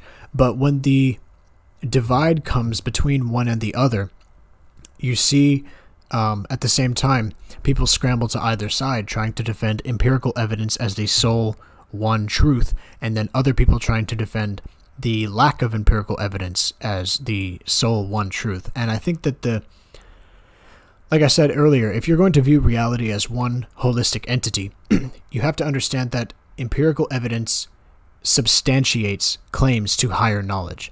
And therefore, empirical evidence and empirical fact, for the sake of existing, doesn't provide anything on its own. unless it corresponds to something higher than what is being pursued for in the fact. And this is something that's been lost due to, I would say, a humanistic approach to science, trying to essentially expand the quality of life, or expand the tenure of life for humans on Earth artificially, and instead of trying to gain some understanding of the world in which we live in. And I think that that's part of the problem now, is that there is such a desire to control through science the different institutions of practice and academia and the news and stuff, that we're losing sight of what science is actually supposed to refer to, which is the study of nature, and I think that, the study of reality in general. And so yeah, I think it's even more invasive than that, though. It's this this commandeering of science, or this lack of control we have of science as the powerful and useful tool it was, into this monstrosity that's trying to control even the very fundamental aspects of human existence at its forefront. And we see that with these cartoonishly villainistic elites, I guess, for lack of a better term, that you have running society, that are trying to put everything down to a material and calculated fashion, and that if you do X, Y, and Z, you'll get X, Y, and Z results, and it's this economic and social benefit, and so on and so forth, without considering any of the spiritual, historical, or intellectual needs that humans have, and that the rest of the world has in totality. And so it's this cold, calculated mindset that's been perverted from what the scientific method has been used as a tool, which has been useful, has been helpful, has been beneficial to humanity in the sense of the scale on what we can get done, but also the things we thought were possible at all in the first place. And so it's this pursuit that has helped us, but hurt us as it goes and creates man-made horrors beyond our comprehension, as the Nikola Tesla quote goes. And also, as the Einstein quote famously says, that religion without science is blind, and science without religion is boring. Might go so far as science without religion is also dangerous. In that frame of mind, though, there is the blossoming philosophy of rejecting the scientific method altogether, or some of the truths that science has purported, because it falls too closely to the official narratives we just talked about in like the boomer truth regime type of deal. And you see this most often in spheres like the Bears of Beartaria, with Owen Benjamin at the forefront, or flat earthers and things like that, where they do have a very empirical way about going about things, or a very naturalistic way about going about things. But both of those aspects end up doing them a disservice in the truth of the matter of the world. And so people are so caught up in the institutional lies that we get, or institutional gatekeepings that we get with the scientific means of going about things, that they abandon it altogether, or try and disprove some of those perceived boomer truths entirely. And that is an overall distraction, or incorrect combat to the issue at hand. Because, like I think Vincent was getting at, there's a necessary need, there's a necessity for both of them, because there is that empirical nature of the sciences justifying that higher knowledge that we're deriving the world from. And some of that is medicine, which is probably the best example we have, where it had gone from a naturalistic type of means of things, the herbal remedies that your grandma would cook up.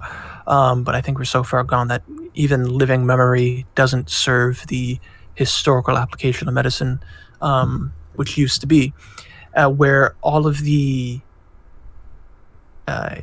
healing remedies that we have today, the medications and things for these ailments that we have, are all just highly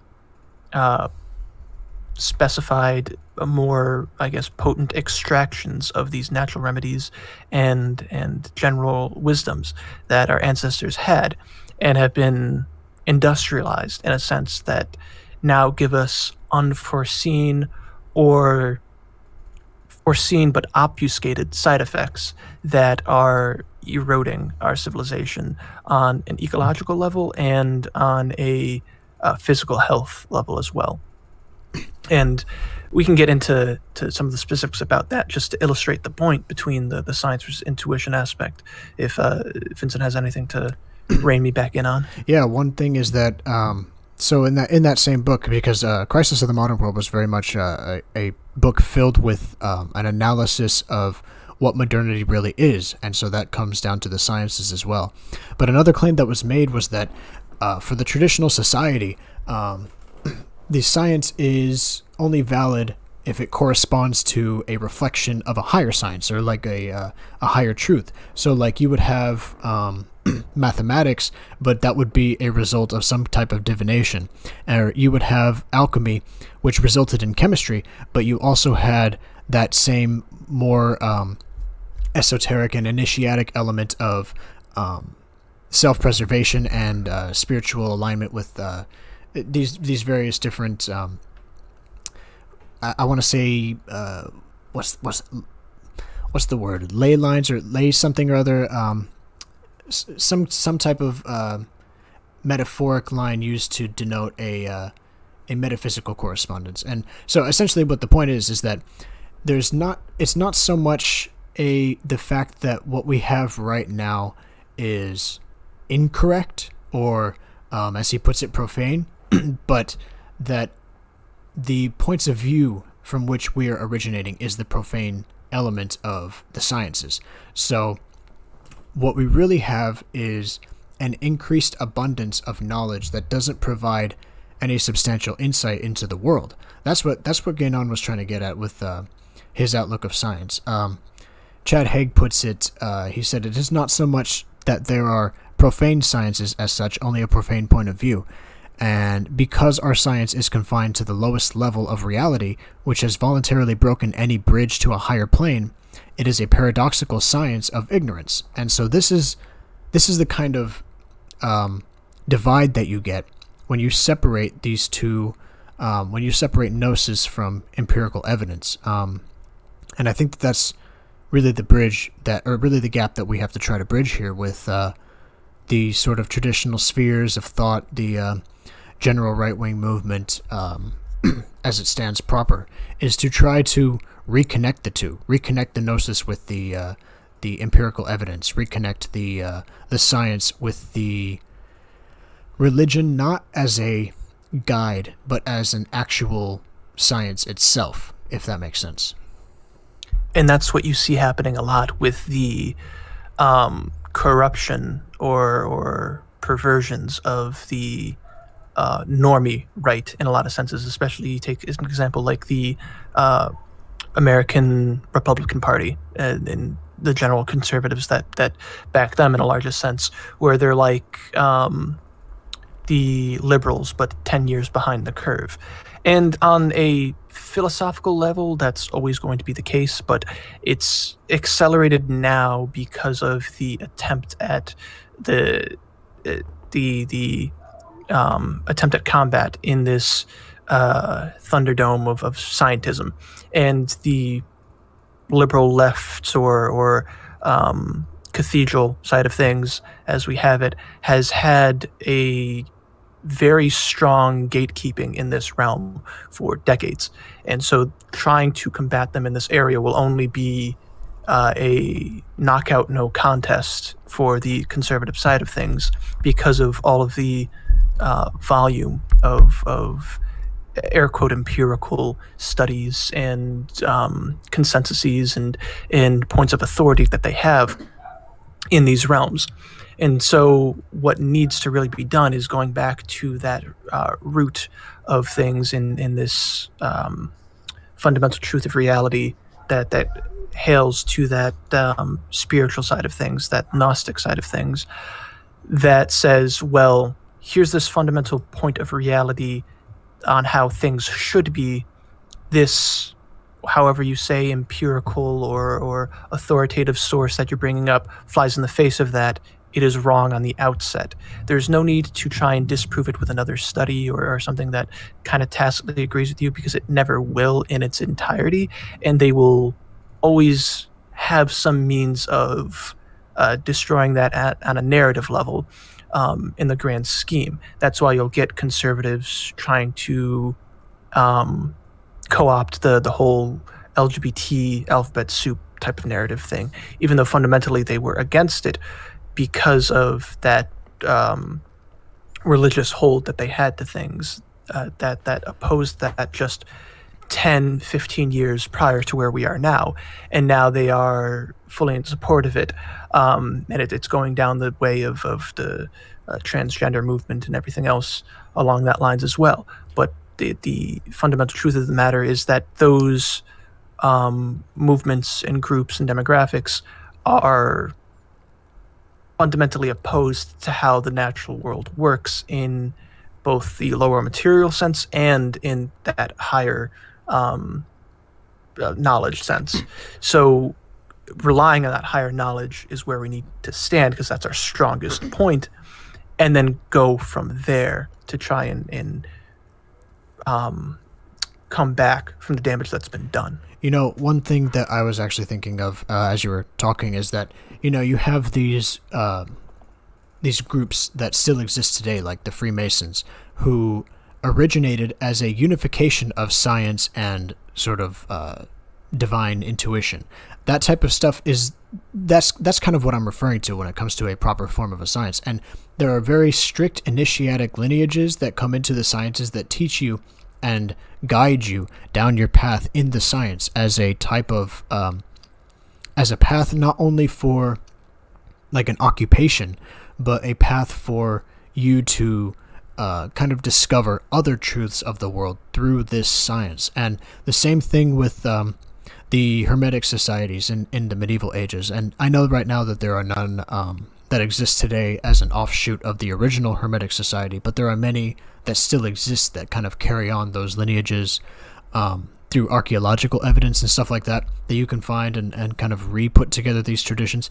But the truth behind the matter is the fact that these sciences were accompanied by a worldview and a mindset, and that mindset is what's been lost today. And so what we have now is only the science. We only have the practice.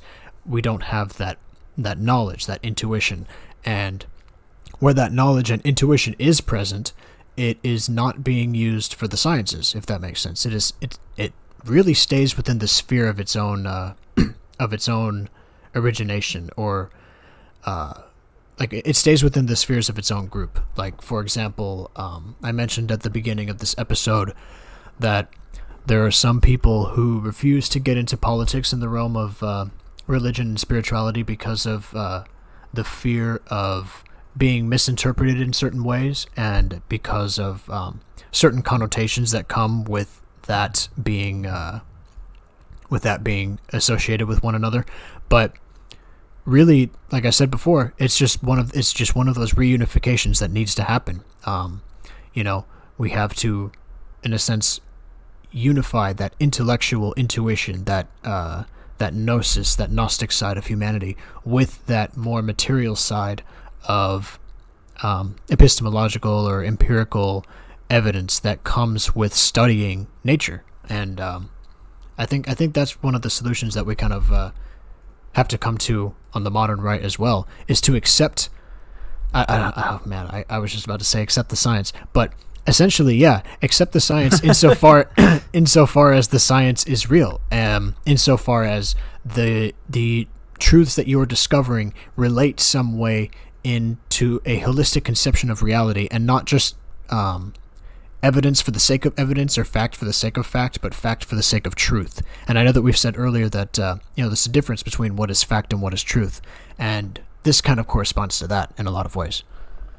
Yeah, and I guess though it may seem radical in its concept, the best solution for this is going down a more holistic lifestyle in and of itself, of a rejection of post-industrial society, which gets to the Kaczynski mindset of things. And though he was radical in his execution of things as well, there are far less disruptive means of going about that, like how the Amish and the Mennonite communities across the U.S. have been effectively doing just that, where they can live in harmony alongside the industrial malaise of modern society, but still keeping true to that tradition by rejecting a lot of the technological advancements that have worsened this or accelerated this state of scientific hegemony that is trying to monopolize objectivity over the entire view of reality, when it is just a far slimmer part of the whole thing. Because I forget his name, a famous modern theologian was on a debate stage with some atheists saying that there are fundamental and objective truths about the world that science does not have domain over. One of them being beauty. There is an objective standard to beauty and a subjective interpretation of that is expressed throughout a whole bunch of different aspects through the human experience. But beauty is something that is not able to be defined in a scientific term. Sure, the cultural differences that may come about in beauty and the sociological ramifications of that can be studied and observed and tried to be demystified in some sense. But what beauty is in this spiritual concept cannot be defined in this scientific perspective of the world. And that's why it is only a part of the function, not the entire function thereof. And that's what the biggest crux of the issue comes down to in this division of science versus intuition. That Amish sort of mindset that we might be going down towards does seem radical in its onset, but it is a good starting point to go back on and then move forward from. Because of the consequences of industrial society, like Kaczynski points out, has been so damaging and been so radical on the human endeavor that you would need an entire annihilation of the system as we have it, peaceful or violent, depending on what we get on. And that's another category of contention that we will get to soon, that will rectify these alienating factors of the human condition. And so that may be an uncomfortable thing to think about because of the comforts that technology has brought us, but it is probably a necessary starting point or reset for us going forward as a whole, just so that we can get a reign back over the sciences as is and put them back in the context of these intuitive wisdoms that we have had lost or that have been obfuscated in our pursuits in modern society. Absolutely. So I think that is a good segue into the reformer versus revolutionary debate that has taken the stage in general right-wing circles. And and just in time for our anniversary of January 6th too, right? Yeah, right. I do think that it is a good conversation to have, because there's a lot of pent up anger everywhere in society today, and that is a very good motivator, I guess you could say, for wanting to completely revolt and burn down everything and riot and so forth. What I think is that for me, there's not necessarily a dichotomy of one or the other in this regard, but it's one and the other, and in what order.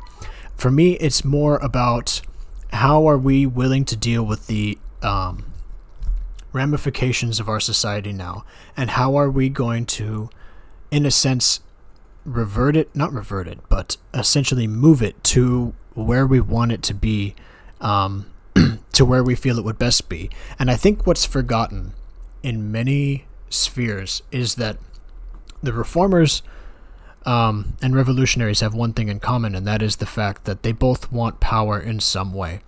But I feel that the reformers get too caught up in power for power's sake, and I feel the revolutionaries get too caught up in burning things down for burning things down's sake. And what we have to remember is that, number one, we are essentially promoting something that we believe is a good thing.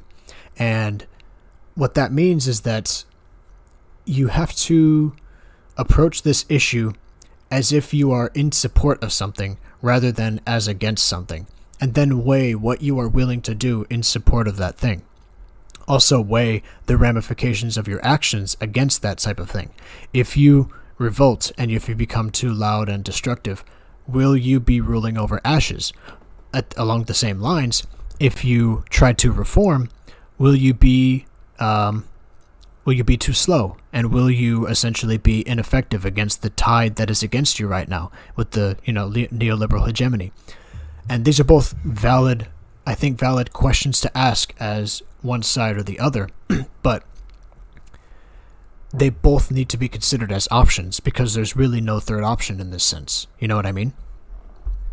Yeah, oh, absolutely. And this is where Kaczynski has a lot of criticisms on the Reformation part of things as well, because it's not just being too slow about the changes that we want to make to society overall, but it's also being caught up in the machine itself as is. And you might be supporting how the diaspora of history is moving towards anyways. So you could just be taking another step in the direction things were already headed, and supporting that by supporting the system as is and supporting the cathedral as is without even realizing it, by just being caught up in the act or the pursuit of reformation, because it's still within their terms and their rules that are always used for the other, not themselves, because that is always the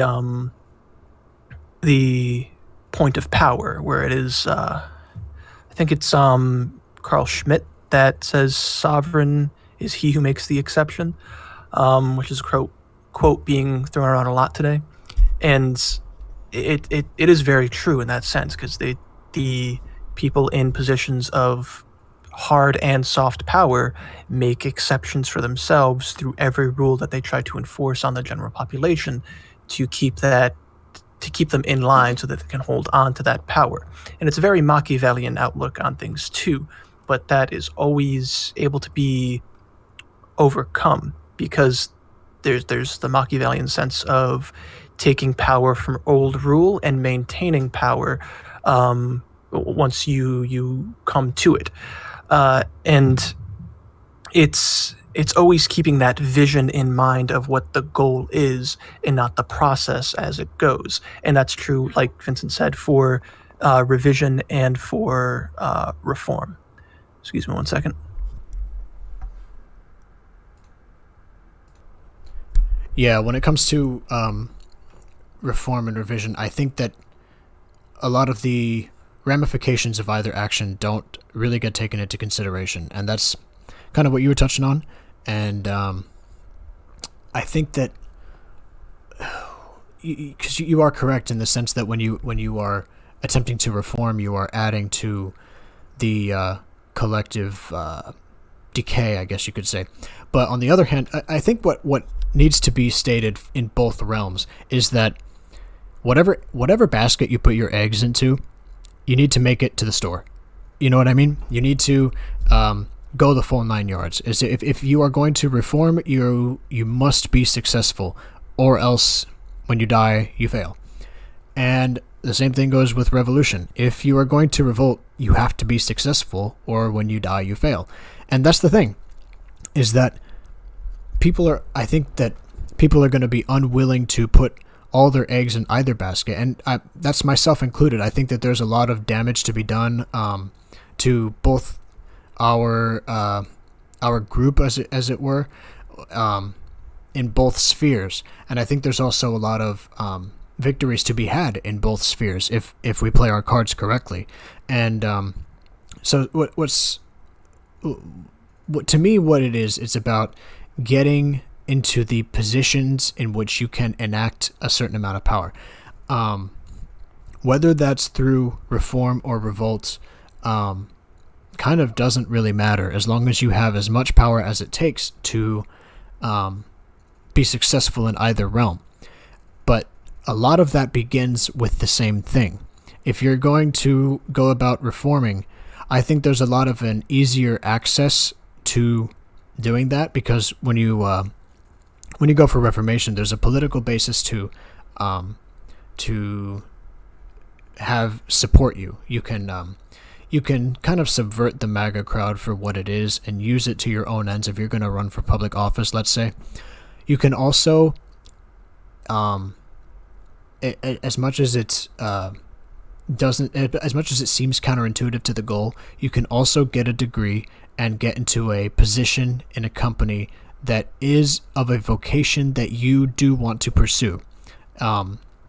This goes for any type of degree, so not just like a college one, but like a certification for a certain vocation, like welding, for example, like I know you're doing. You can get into these positions of power, which do get you capital, which is the starting point for what you need for either of these two options. You need capital. You need to be able to substantiate or to support yourself in times of need. It's just, how much capital do you need for either or?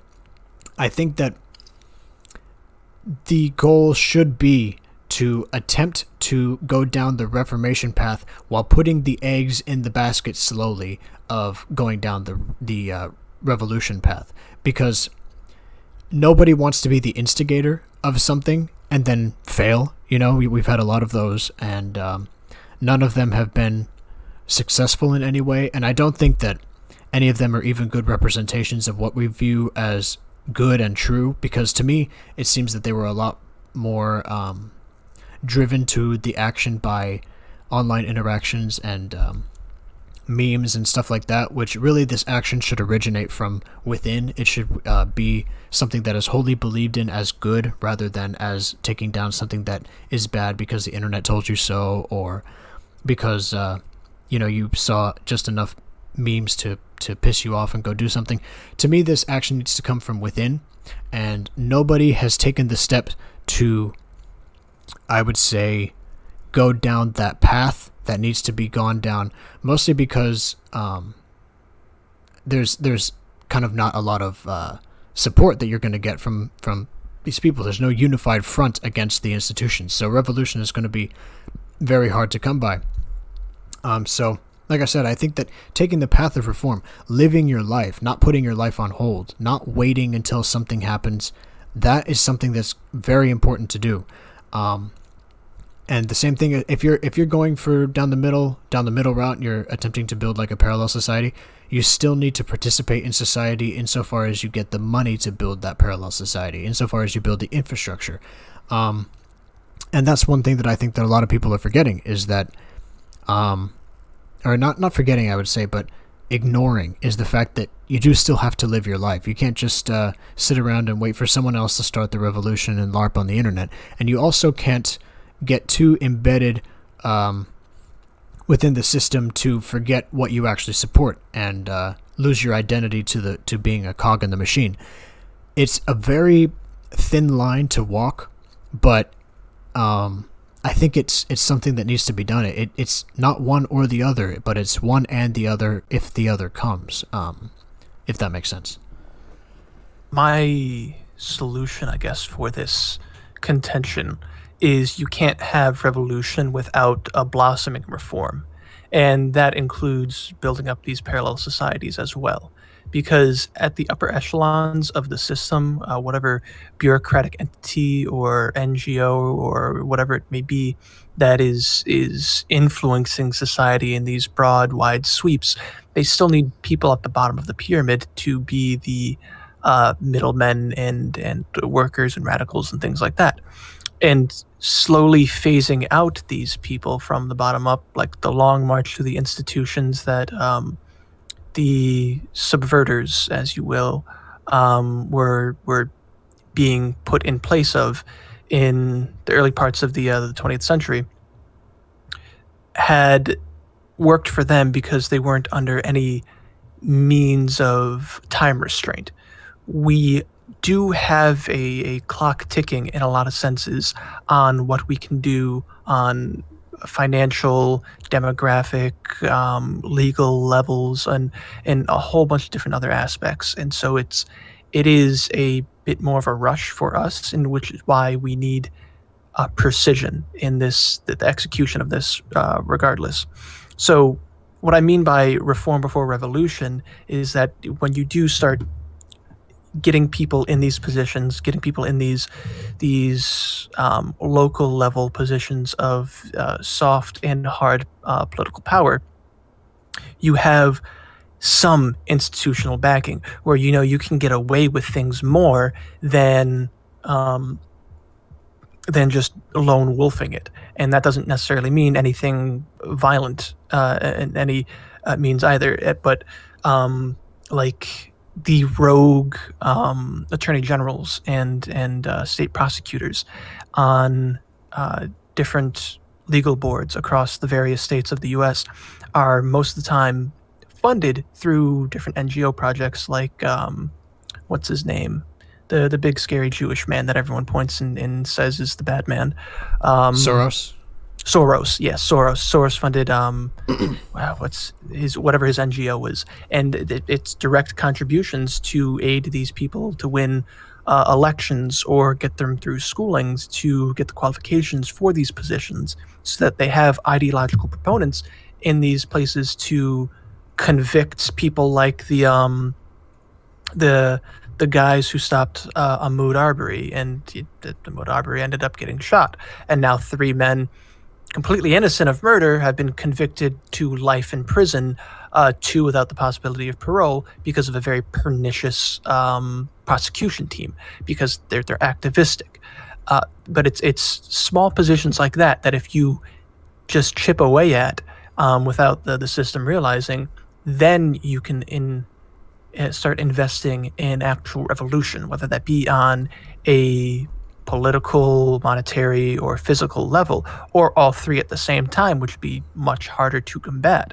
And you see that those systems at play for the intimidation of the population through the cathedral, because they are desperate to maintain their power in the first place. So that's why they have to go down to those lowest levels of reinforcing their power, because that's how they got it in the first place. But now that their clocks are ticking, because a lot of them are dying off, or this new generation, like Zoomers, are getting increasingly disgruntled with how things are being run, you have, or they have, a much harder set time on maintaining that power, because it's going through a transitionary period.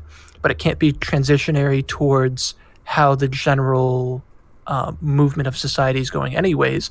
It has to be transitory, breaking away from that path, like how Kaczynski puts it. And it really does need to be a fundamental change of society on multiple levels, or the whole thing overall, but it has to start in just baby steps and incremental fashions with getting people in these positions of institutional power, so that the more activistic types on the ground level can get away with things like how we're seeing the cathedral get away with what they do, and sending their foot soldiers out to terrorize towns and cities and so on. But that has to always keep in mind what we're aiming for in the first place. And so that means changing people's hearts and minds and perspectives on what is beneficial for society, reinstituting the spiritual aspect of religion, and getting people more in touch with nature, and keeping away a lot of the globo homo stuff that has been getting propagated for so long in society. And that's already kind of started just from us existing in the first place. But it needs to be far more, I don't want to say vicious, but like pernicious in its execution. And that's why we can start building that revolution through reform. And then if it comes to a hot war sort of scenario, at least there are people in institutional positions to reinforce that hot war revolution if it does happen. And as much as the older generations might not be willing to do so because they have far more to lose, the younger generation is far more likely to get that hot war started, even if it's just a hot-headed, in-the-moment thing, that spark to ignite the movement, which happened fairly recently, even in history, with me learning about things like the Battle of Blair Mountain.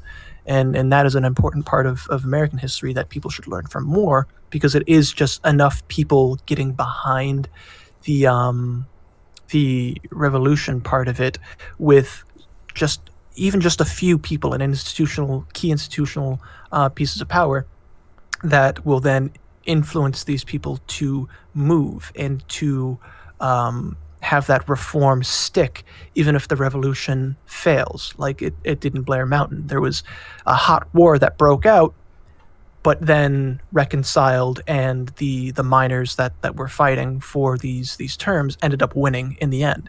And so that's what comes about from it.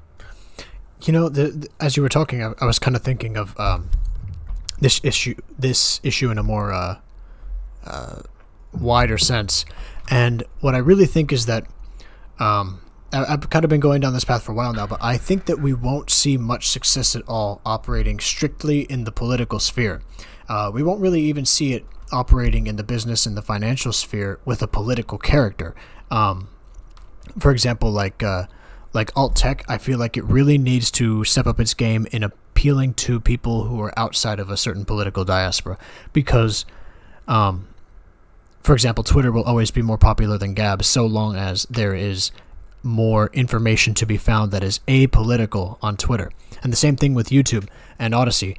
Until you can go on Odyssey and find, your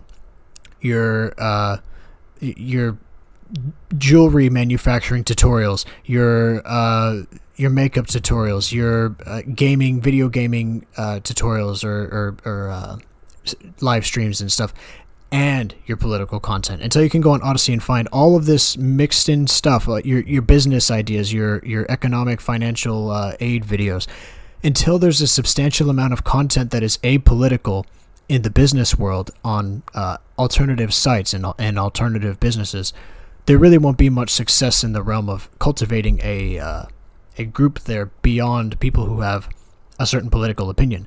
And mind you, people who have certain political opinions don't even arrive there from considering the same sources. Like I said earlier, you have the Darwinistic people and the more religious-minded people in the same sphere for different reasons. And if they ever become victorious, they will use those victories to different ends. But I think that,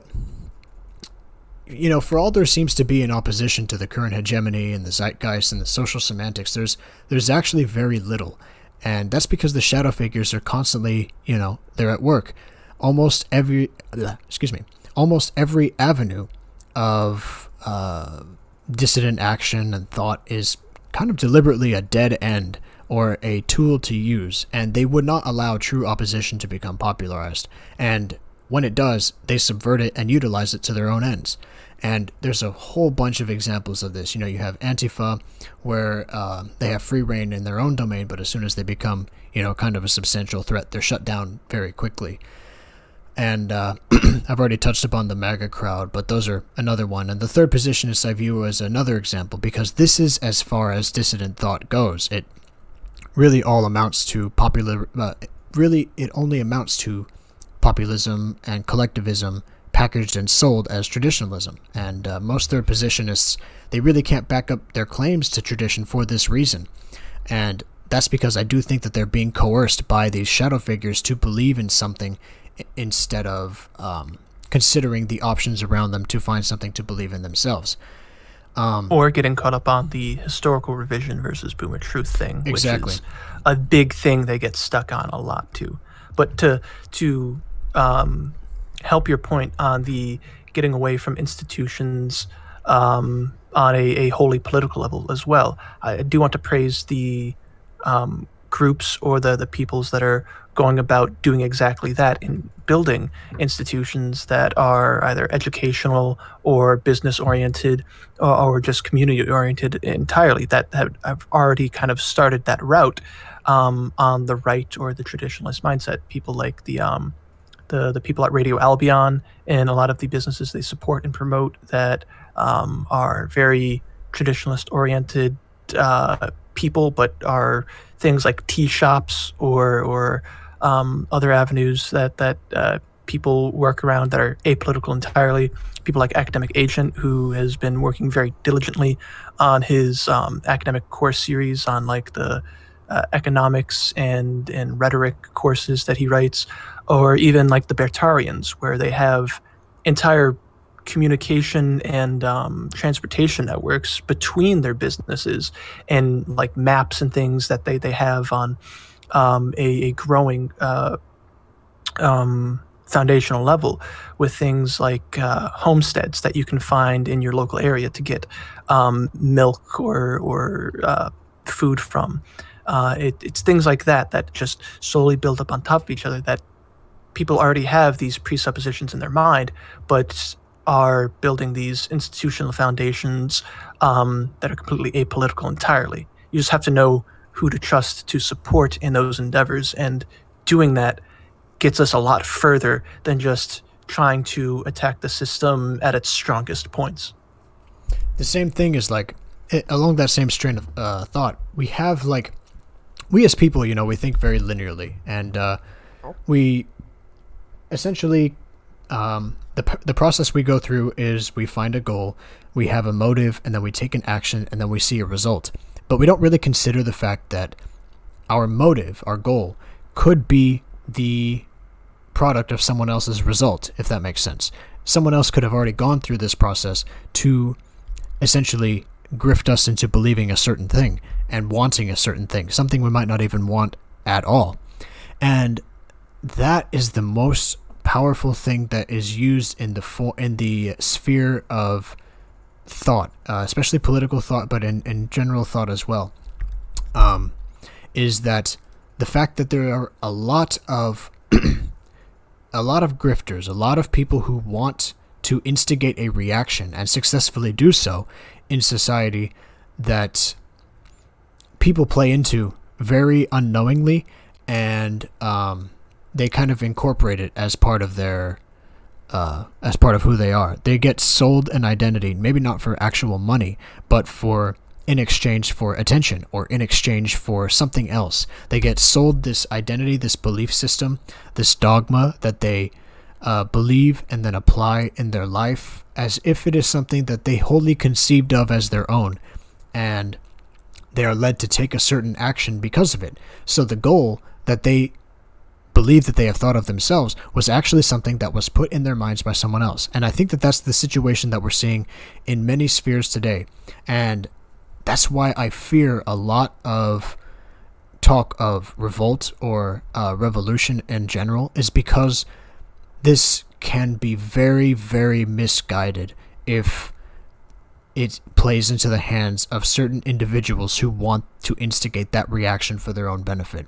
Like, if it's not conducted in such a manner where the proper targets are taken down, I guess, if it's not conducted in a manner that gets the result that we want, that we actually want, not the result that we have been sold into believing that we want, but the result that we actually want, which is to be able to live kind of harmoniously with our neighbors, right? That's really what we want, is to live harmoniously with our neighbors, to be able to understand and live within reality as it is made for us. We want to be able to fulfill a certain purpose in our lives.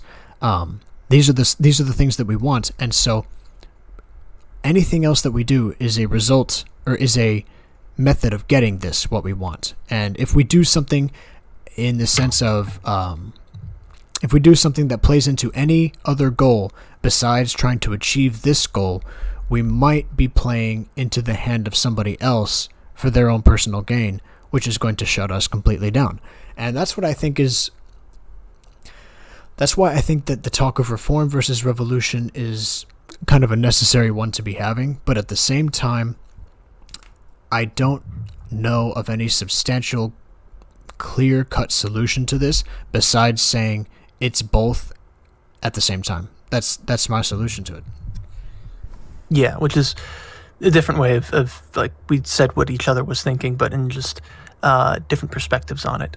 And it like Vincent was saying, it is the aspect of not playing into the hands of those already in power or those who want to use this for their own personal gain as well. Because if you see someone calling for revolution that isn't at the forefront of it themselves, sticking their neck out and willing to bear the consequences of that action, then they're a person that cannot be trusted whatsoever. The Richard Spencer types of people that might be egging on violent confrontation in some sense, but actively avoiding it in every way that they can. And that's not even to say we necessarily agree with Richard Spencer's philosophy overall. Anyways, he seems to be much of a grifter as well. So just be mindful of those types, but also the feds and glotards that I know people are screaming right now just on the mere mention of a potential violent reform is just stop. That might be a psyop in and of itself for people to police their own actions because of that threat of fear of being exposed as a violent revolutionary. But guess what? What happened at the January 6th Capitol protest or whatever very well could have been that violent revolution right there. But the elites that we thought were on our side, that institutional backing that we thought we had, cucked out and left hundreds of people out to dry that are still being held in federal prison.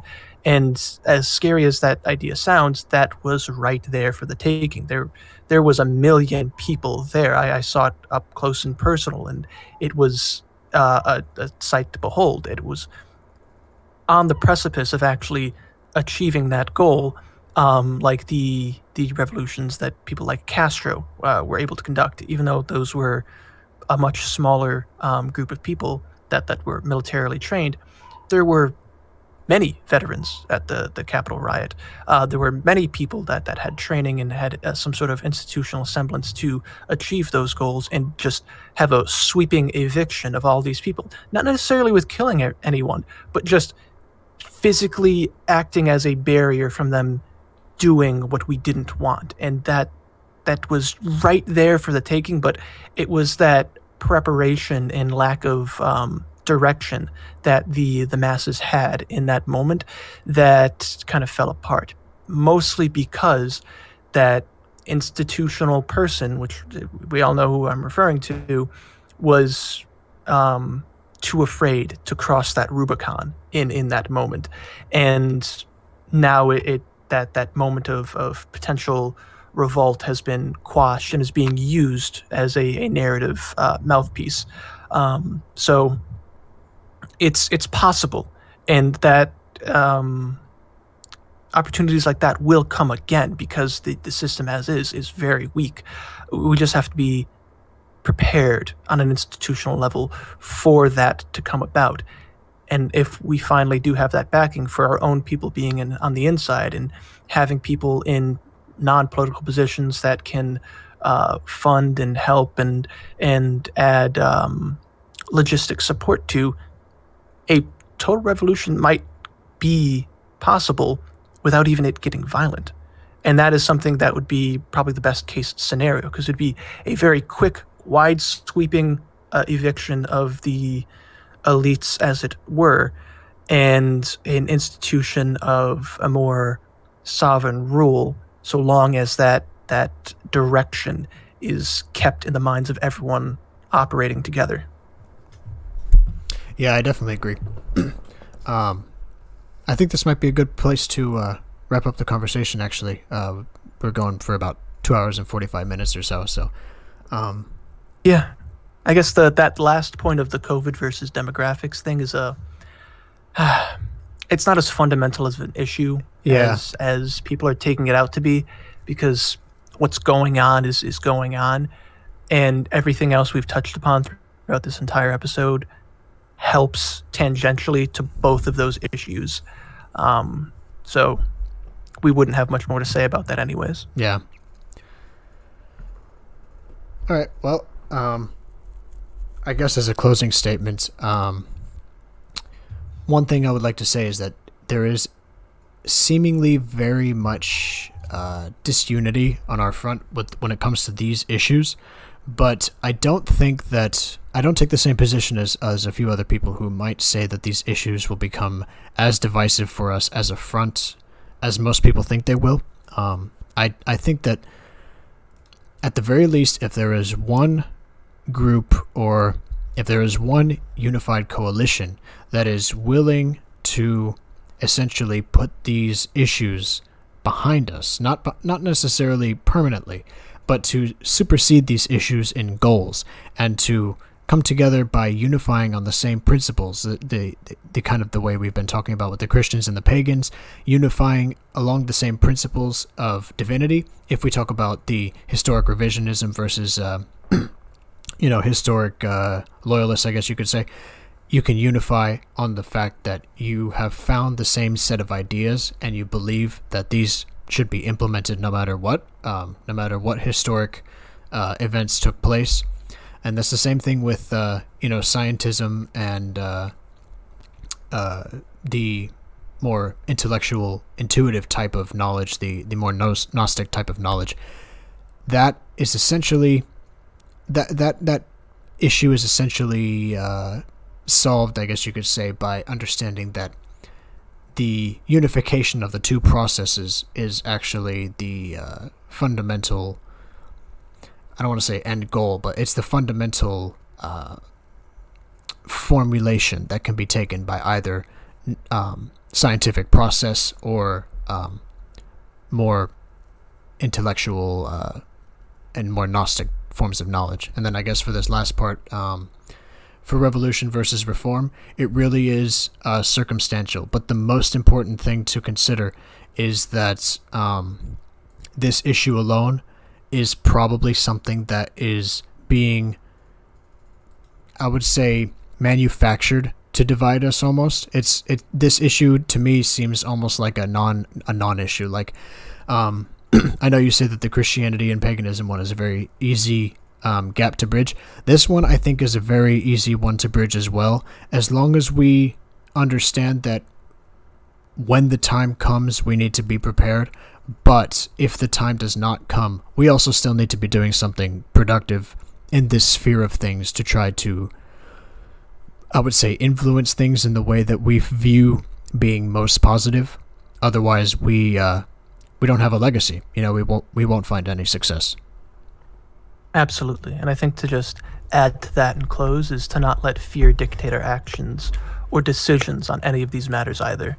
And that is the most important part of it, where no matter how bleak the situation looks, don't be black-pilled on any of these things, because there is always hope on the other side. And if you do have any literacy in history at all, things have always been a lot worse than what they are now. And people in our same positions have come out on top. So just keep that in the back of your minds. So, Valoria, if you want to take it away. Yeah, I hope everyone enjoyed listening into today's podcast. Make sure you check out our links in the description down below, where you can find some of our socials. If you're interested in joining our community on Gilded, the link will also be in the description down below. Thank you so much to our founder, Vincent. Yeah, no problem. And our leadership council member, Cody. Always a pleasure. This is Mayloria, and we hope to see you all back here next time at the Praxis Table Talks.